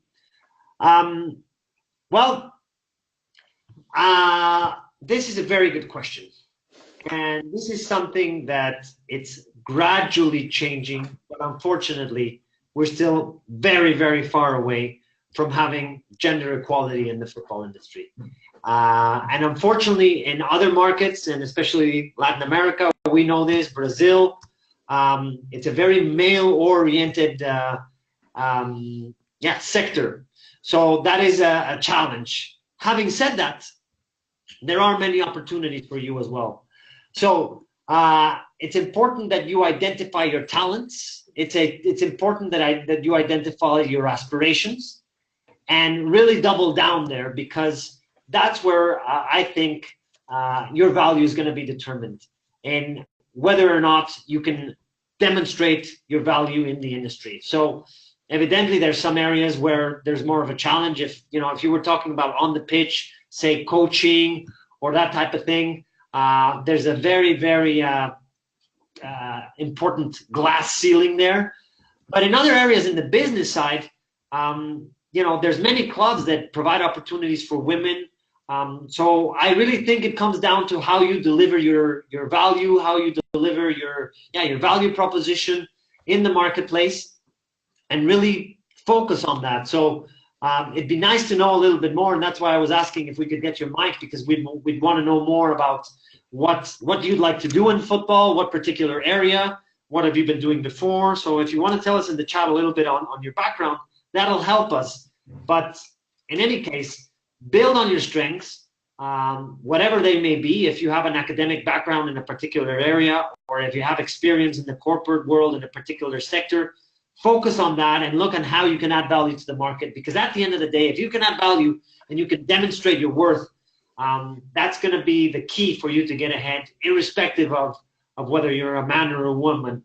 Taking into account, however, that it is a male-dominated industry, and things are changing, and everything is. That's why the courses that we offer as well are very much looking into this and providing opportunities for women. And we're very glad to see that now we're at about 20 to 25% of our student and alumni are women, which if you look back 8 years ago when we started, we were at about 94, 95% men.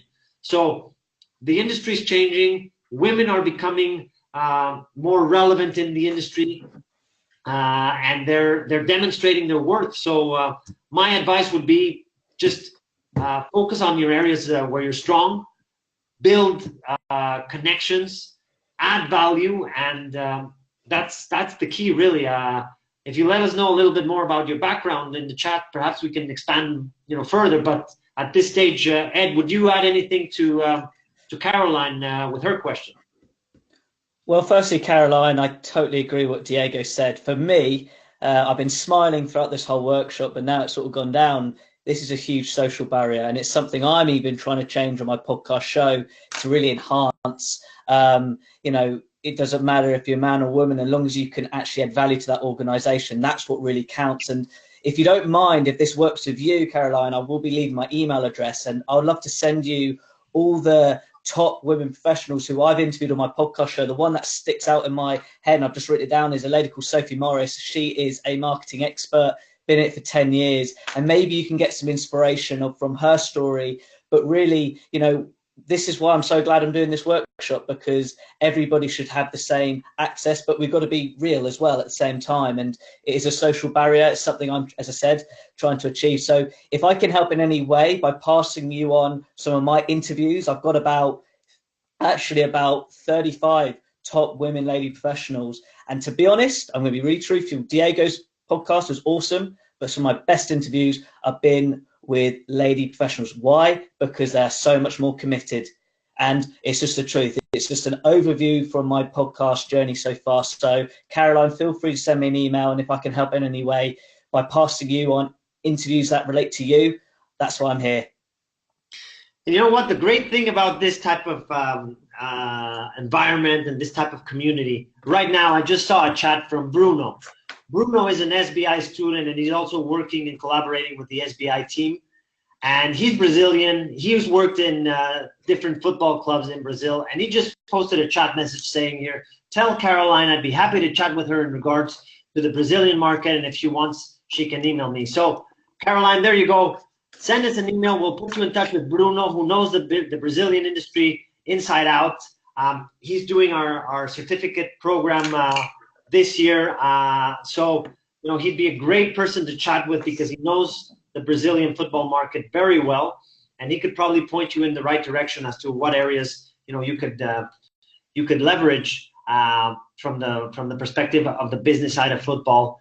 And with your particular question of being a woman. So from the Brazilian market, Bruno can help out. So get in touch with us. Well, we're going to put our email at the end, so stick around. Send us an email, send Ed an email, send myself an email. We'll put you in touch with Bruno. Ed will send you those interviews. And that's going to get the ball rolling and probably will give you some inspiration and some ideas as to how you can, you know, how you can get the ball rolling for your particular standpoint.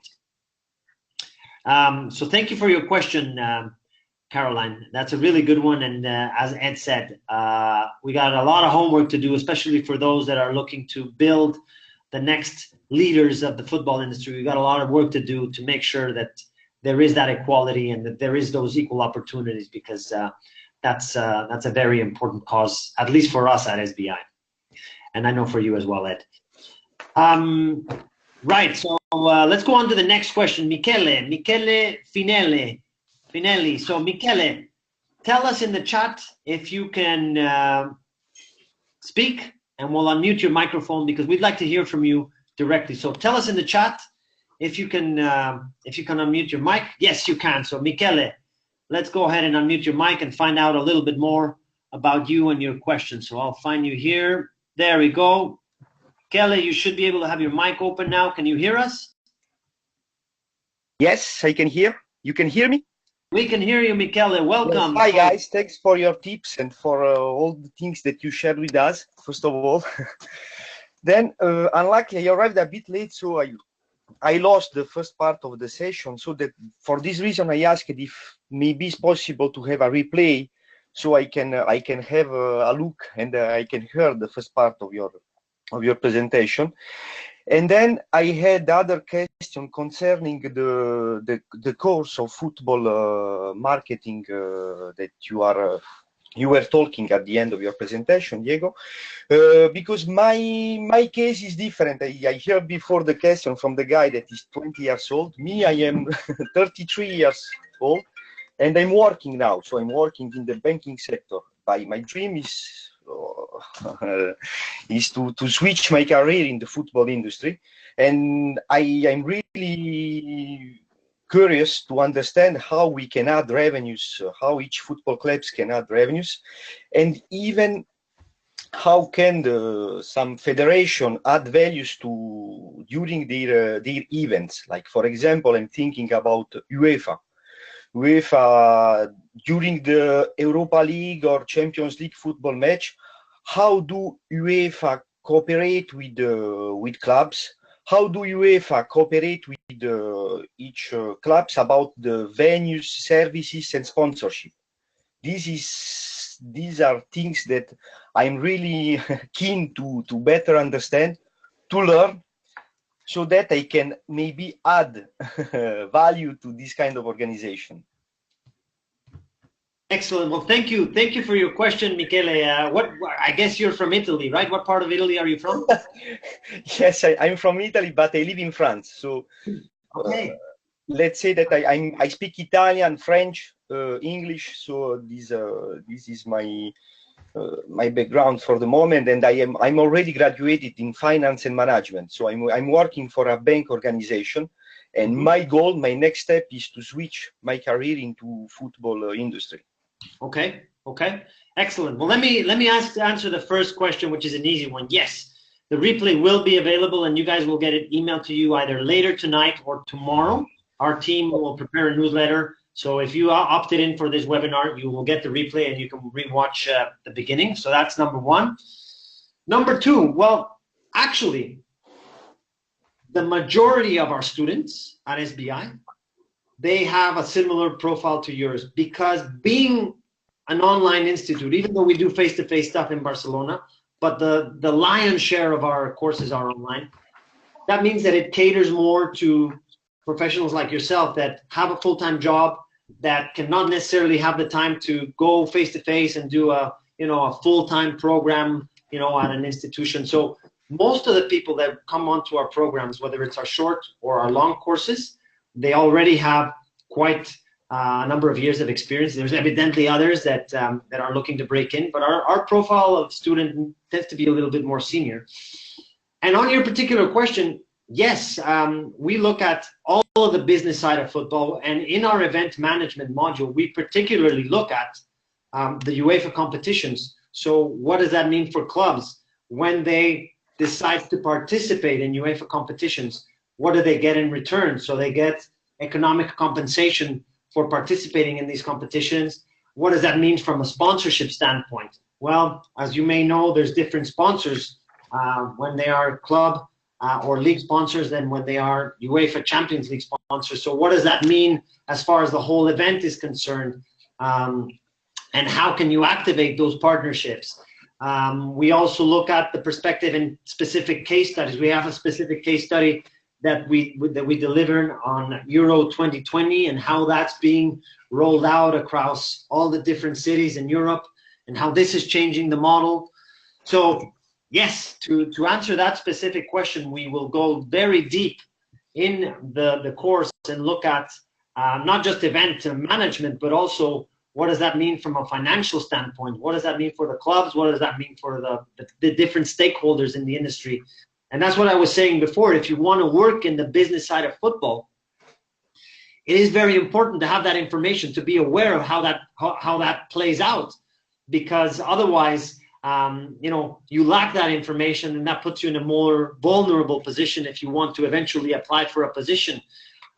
Now there's opportunities. I think obviously now it's a little bit late, but there's always opportunities. But now with the Women's World Cup in France, there's many roles that were available a few months back, and there's going to be more in Europe because as you know, football in Europe is the game. Competitions are changing, as you probably know as well. There's talk about a Super League.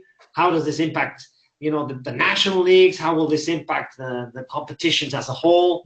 So all of this we look into very deeply in the course, and that's just one module. So I would say that if you want to leverage your corporate background in finance, which it's funny because Ivan was just telling us that he's also coming from a finance background, but if you want to leverage that to eventually work in football in a particular area, the course will add value in many areas. And what you can expect from this course, and I think that's why we've had success at SBI and why we've attracted these organizations, is that there's no textbook theory. We're not going to tell you the 4 Ps of marketing, and we're not going to give you the theory, because number one, we assume that a lot of people already know that. And those that don't, they're going to learn by doing. They're going to learn by the cases that we present, by looking at the real hands-on industry, case studies that we're going to be covering, and that in itself is going to give you the value that you need. So that's what you can expect with our type of program. So I don't know if that answers your question, Michele. Yes, of course. And about the logistic organization of this course, did you already fix a schedule? Like, for example, which day will be taken the weekly web seminar? Yes, Because the no, seminars for are they're set for Tuesdays at 8 p.m. local time in Barcelona or in France. So okay, Thursday, yeah. Tuesday, Yes, on Tuesday. Tuesday evenings. Yeah, Tuesday evening at 8 p.m. there will be each web seminar. And then how does it work? There are some assignments to do within the week or at the end? Yeah, there's assessments, and the way they work is at the end of each module. So you have 8 modules. Each week, Yeah. a new module is unlocked, and you have the self-study component, and then we activate it in the live class. Okay, and then after that, there's a self-review online test that you can complete in the online platform, and we have 2 practical assignments over the duration of the 2 months that you have to take part in. But they're very practical, and they don't take a lot of time. They're meant for you to grasp the concepts. So that's how you're assessed, and that's how you're you take away the learnings. But what we always say in these types of programs is we're not looking to give you a 7, an 8, or a 10. What we want is that you get the knowledge and the value, so that then you can take that information and put it out in the real world. Evidently, with the pedagogical background that we have, with our experience, but in a way that adds value to you, so that you can put that into the marketplace. Okay. Okay. Okay. Does that answer your question, Michele? Yes. Thank you. Yeah. Okay. Good. Ed, I don't know if you wanted to add anything. I know the questions more specific to the course perhaps are more related to what we do at SBI, but any advice you want to give Michele? Michele, all I was going to firstly say, age is just a number, just to get rid of that limiting belief. Anybody can work in the football industry. And the only advice I can give with regards to which will enhance the experience when you join the course, if you do or not, is you can start applying those networking strategies we related to this workshop, because you've got knowledge in one area, but I would recommend you connect with people who are already in those roles for better advice from a hands-on perspective. And that's where I can only give you advice, my man, and hopefully this has helped. And Yes, Michele, thank you, Ed. And then I arrived at the moment that you were presenting your way to connect with Diego, and I really appreciate this part. So of course, I will use as well this kind of tactic. Brilliant. Nice, yeah. And Michele, I was just going to add to that. At the end, we're gonna put a slide. In fact, I'll put it in now. This slide here has our contact information. Yeah. Send me an email, Michele. Send me an email. I'll reply. We can even connect on WhatsApp, and you can let me know about what you want to do, your aspirations. We'll jump on a call, and we can answer any questions that you may have. And likewise with Ed, you have his email there. Get in touch with myself. Get in touch with him, and we'll be happy to take this conversation further, so that we can deliver any additional value that we can. And once we have time to digest a little bit more about what your aspirations are. Okay, I'll do it. Thank you, guys.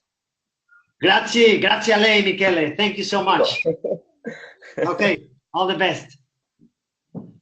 So let's move on to our next question. So thank you, Michele. Let's see if we have a few more questions that we can answer here.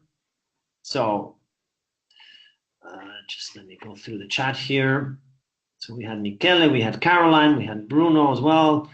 Scott says, I would recommend the course. I did the last class. Thank you, Scott. Thank you so much for the shout out and the recommendation. I'm happy to hear that it added value to you, and looking forward to remaining, as always, connected with everybody that is part of the SBI family. Tiago, he says, first of all, I would like to ask you live if possible. So Tiago, let's go ahead and unmute your microphone, and hopefully you're still there. I didn't see your question before. So Tiago, let me try and find you here. There we are. Tiago, I've just unmuted your mic. Tiago, can you hear us? Oh, we may have lost Tiago. No. Oh, there you are. Tiago, hello. Can you hear us? I can hear you. Can you hear me? Now we can hear you. Yes. Excellent. Yeah. Tiago, all, I'd like to thank you for this session. Let me start to tell you a little bit about myself because I think it's important. Can you hear me right? Yeah, it's a little bit low, the volume, but we can hear you. Yeah, no problem. And like that. Is that okay? Yeah, that's fine. Okay, so fantastic. So I played professional volleyball, okay, for many years, and I was thrown up to an injury on my left ankle, and I spent 2 years in crutches. All my family, I don't think we have someone from Portugal over here apart of me, but all my family is related to football. My uncle is a doctor of FC Porto. My grandfather was the physiotherapist of FC Porto. My other grandfather was the captain of the hockey team of FC Porto. Okay, so I had two options in my life, or go to the sports university and lose basically 3 years of my life because 2 years in crushes plus 1 year getting to the shape I was previously on, and to be able to pass the physical exams. So I took a degree in the hotel management. Okay, that is the rest part of the family, I must say. But I focus on a very specific segment. Okay, so always chose my career path and my projects according if I can do or implement the sports segments.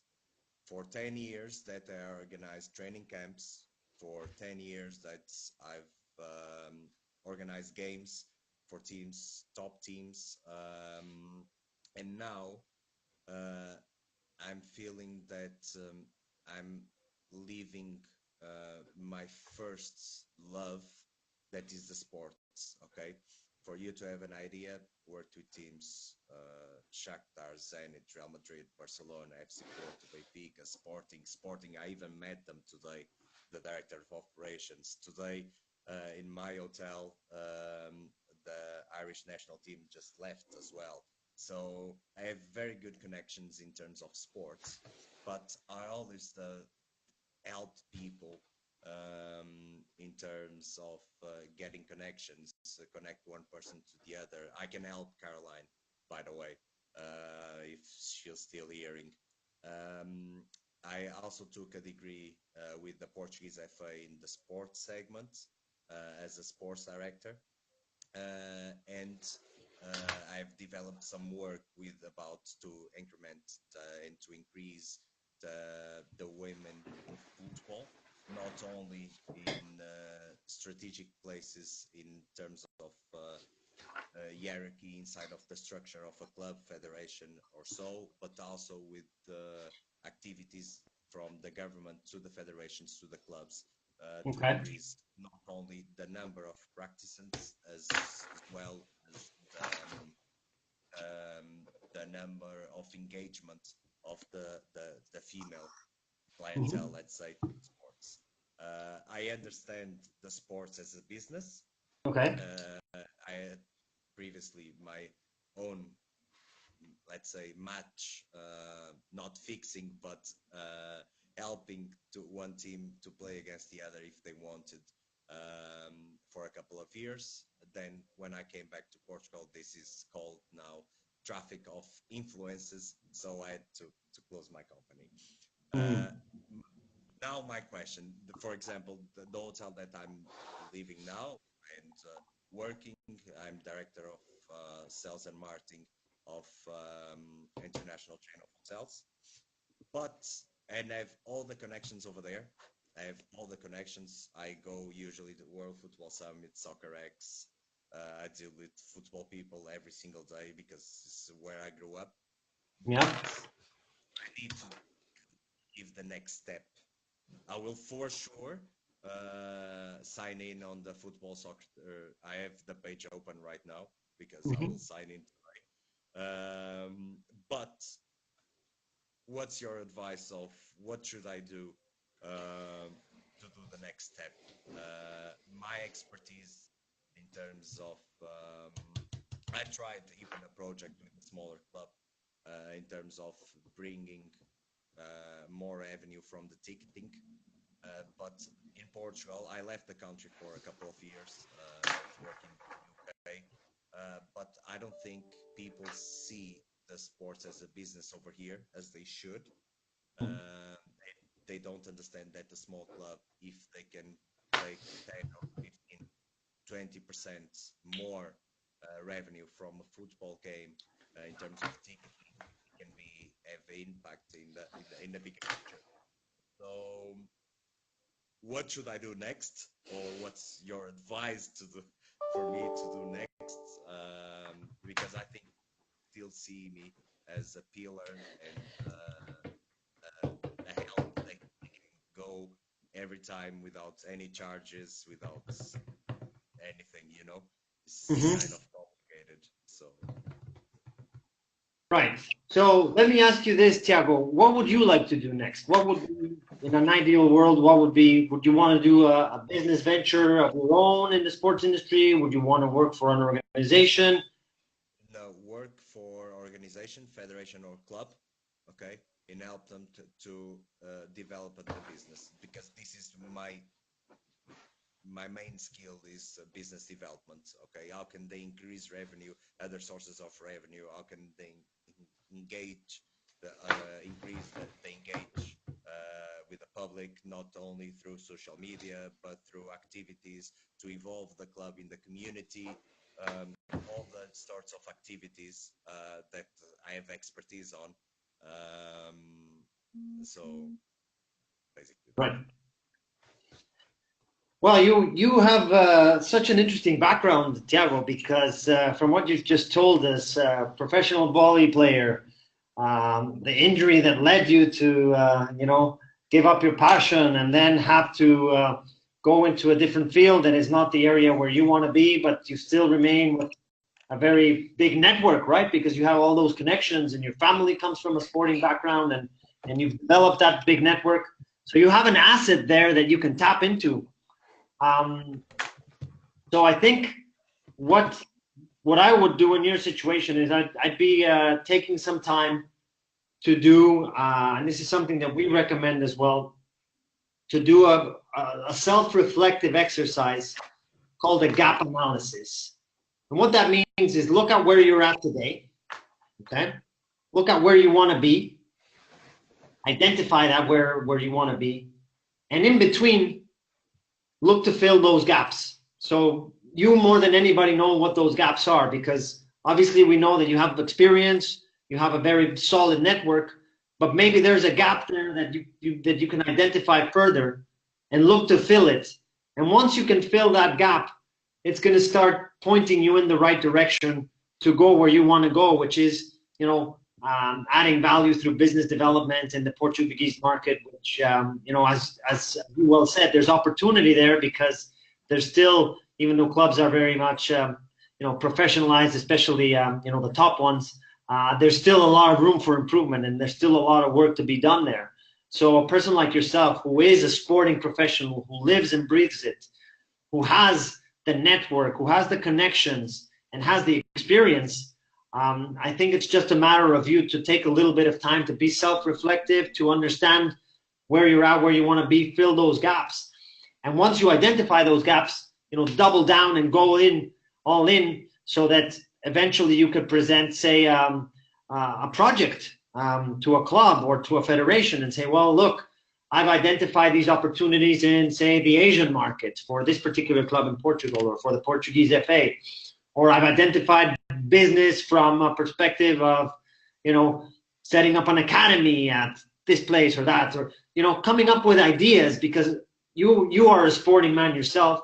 You can come up with a lot of these suggestions, and I think if you prepare something, eventually you're going to be in a position where you're going to be able to add value. So that would be where I would start, doing that exercise and identifying those gaps. Yeah, let me just say one thing. Can you hear me? Yes. Yeah. So for you to understand, first of all, I'm very young. I'm just 28. Okay. But I worked in this industry for quite a long The thing is, a few months ago, I brought the opportunity to a club. I don't, sorry, but I don't think it's proper to disclose over here. No, no, of course not. No. He's building a training center. Okay. A consultant that works for me, not for me as person, not as entity. Okay. China. And I brought the president of the club, who wanted, as you know, China wants to be to compete for the world champion as in 5 to 10 years. Yes. So I brought him because one of the things that they want to do is to bring people from China, young kids, start to practice over here and to get the best practices. This was a couple of years ago, okay? Before all the big teams start to open academies over there and everything. Okay. I brought this to a club that was building a training center, brand new training center, and I said, look, let's do one thing. I did it for free, but I said, look, I'll bring him here. We put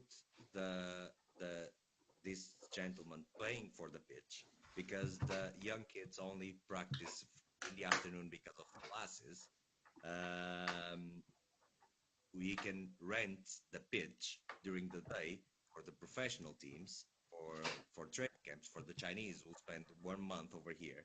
And, Okay. here you have the Roy. Okay. So they look at me and they said, nah, doesn't give any money. I said, okay. So I'll estimate the Roy in less than 1 year. Mm-hmm. But these kind of things happen. Yeah. Other thing, for example, is in terms of ticketing, what I said to you, you know that the airlines are in front of us for a couple of years in terms of business, in terms of hospitality. Okay. Did you ever saw a club doing revenue management for a section of tickets? Never.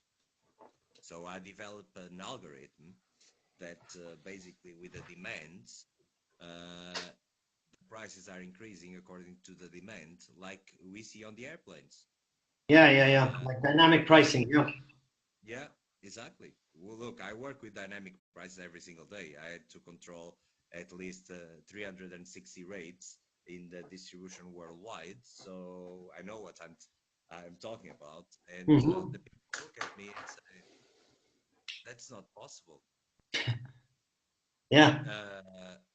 So I think some people are not prepared for the future because they don't understand football. Because the core business is one for them. Is easier to sell a player in Portugal for a team of 50 million, and then they don't see the other bits and pieces, you know. But at the end, the whole cake will make that difference, and you can see it clearly from the KPMG reports in benchmarking of sports from Bulgaria that they present all the revenue and ticketing and everything from comparison of Champions League clubs. So it's complicated, you know. Yeah, I agree 100% with what you're saying, Thiago, and you're so much on spot with everything that you're saying. And the reality is that there's a disconnect.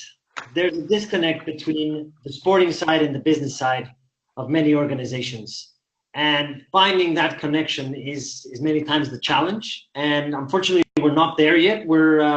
That's always been the struggle. Many clubs are, and many clubs that are successful are finding a way. But it's always that ever going debate in the football industry, right? That there's the sporting objectives and there's the business objectives, and trying to find synergy between them is sometimes a challenge. And I agree 100%. So I think in your situation is there's a couple of things that you understand the market, so you know what it's like. So you know where to go and where not to go. You know the opportunities that are going to be available to you. So I think at this stage for you, the important thing would be to really be very mindful of the market that you're working in and say, well, this is where my opportunities lie. And if it takes a little bit of adapting to what you want to do, that's probably what I would suggest that you identify, because unfortunately, for culture to change in an organization, for mentality to change, and this is not just in Portugal, but in many countries and in many football clubs, for culture to change and for the people to adapt to the new business realities, it takes time. And in Portugal, it's no different than in many other markets. And I would say in your situation, you have an opportunity to work in areas where there is, perhaps other avenues, and then also build and look for those areas where you can present those projects, and eventually you're going to find eventually you're going to find an innovative club that's going to take on board what you have to propose. So unfortunately we don't have too much time to continue on this, but what we can do is we can Ed and I can evidently make ourselves available. If you want to shoot us an email, and we can jump on a call on WhatsApp and we can discuss further. I sent you a request already. Perfect. And Ed, I'll turn it over to you, because if you have any particular words of advice that you want to share with Thiago and what he shared with us. Thiago, my man, here are some notes I've been hearing from you the last couple of minutes. Okay. No. It's all about you, not about, and I want this to relate to the listeners. Going back to those three keys, right? You've got the knowledge in certain areas. You've got a network, without a doubt. To me, you need the guidance. You need a mentor again. I'm going to bring it up because you need to connect with people who are high up. Like, for example, I've interviewed people in the football industry who are based in Egypt, and the culture, the one thing I've learned about the football industry, culture is so important. We mentioned that already. But relating to you and your career journey going forward, you need to get a good team around you who you can bounce off ideas, maybe do a mastermind. But I would highly recommend, because there's times, Thiago, listen to your story, it's lacked clarity. Like with that project, we can't go in detail now because you've explained it, but that project, were you 100% backed behind it? That's a question I wrote down. Like my podcast journey, I could have quitted 1 year, 2 year, and I've just kept on doing it. And that's the advice I'll give to you. Whatever project you have, you've got to think of it in years. You've got to think about how committed I really am. And to me, it goes back to my first gut reaction is get some clarity in where you want to go, because you've got the knowledge, you've got the network. And I think that next step is you've got to figure out a mentor who you can really trust and really bounce off ideas before you approach these organizations with your project. I think you're going to save a lot more time and you're going to grow as a sports professional moving forward. That's the advice I would give. I've been urging to say that, but hopefully, Thiago, from your perspective and to the listeners, I hope that makes sense where you can move forward after today's workshop. Thank you, Thiago, and thank you, Ed, because, I'll just highlight what we were saying here. The advantage of you guys attending this webinar is that we will offer you that mentoring and that career coaching session. So if you are interested and want to take part in further conversations with us, take advantage of the offer that we have now. If you do sign up to the Football Marketing and Management course, it starts on June 10th, so in a couple of weeks. And if you sign up for that, I just want to make sure it will be on Tuesdays at 8 p.m. in Spain, correct? 7 p.m. Portugal, yes. Okay, 7 p.m. Portugal. Okay, fantastic. Yeah, I'll sign in today. Excellent. Well, we look forward to having you on board. And the other thing is, once you come on board to the SBI family, you're going to see that you're going to build a network. You're going to build meaningful connections that can potentially lead to more ventures, more opportunities for you. So really looking forward to continuing our conversations, Thiago. And thank you so much, because what you've outlined for us tonight is a great example for many of the people signing on to this webinar that are in a similar situation, that perhaps have experience or have a network, but are looking for that next step. And I think you're going to find that once you start honing in on your skills and developing further, the opportunities are going to come. And we're looking forward to working with you when you join the program, and evidently we'll have more detailed and in-depth conversations relating to your own path. Cheers, guys. Thank you, You're Tiago. welcome. Thank you. Okay, so that's Tiago, and I think with that, Ed, I don't think we have any other questions. Did you have any final words, any final tips that you want to share to our listeners? I think there's maybe one or two more. Just because of lack of time, guys, we're probably going to have to cut this short now. But get in touch with us. You have our contact information. If you are interested in the football marketing and management course, you do have that coaching session available to you if you sign on. Especially, as I said, the offer ends May 31st, so this Friday. Take advantage of that, because we'll talk specifically about your own aspirations. We'll build a career plan for you. We'll revise your CV. We'll look at where you want to go, and we'll work with you so that you can optimize your opportunities.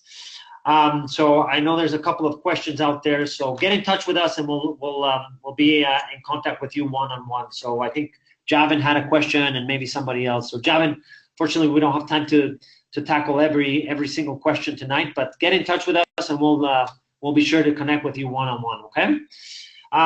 Ed, over to you. Final words of advice for our audience tonight. Well, firstly, I've really enjoyed this evening, and I like to finish with a challenge. In this workbook, there's one question right at the end, which is, what's your first action step after this event? And look, I'm going to leave it on that note, because you've got my email address, and feel free to connect with me, your next action, because honestly, you've been educated today, but the challenge is how you're going to apply this knowledge to your next step. So look, really enjoyed tonight. It's been awesome. Diego, it's been great fun. And I really do hope the audience have enjoyed it as well. And thank you again. Thank you, Ed. I want to take time to thank you for sharing your valuable insight, for sharing the information that our audience, I'm sure, is going to take away, the workbook. And also want to take time to acknowledge the great work you do with your podcast. I'm an avid listener of the guests you bring on, and the key tips that they provide every single time. So if you guys haven't logged on to Ed's podcast, you can go to his website, education2sport.com. You can find more information there, connect with him directly, and really it's really valuable to listen to those 30-minute, 1-hour sessions that he's got on his podcast with great speakers. So thank you, Ed, for your time tonight. It's been, as you said, great fun. Thanks to our guests who signed on, and especially those who asked questions live. Tiago, Ivan, and Carolyn as well, and a couple of the others that we had on live. So thanks to all of you, and until next time. So all the best, everybody. Bye for now.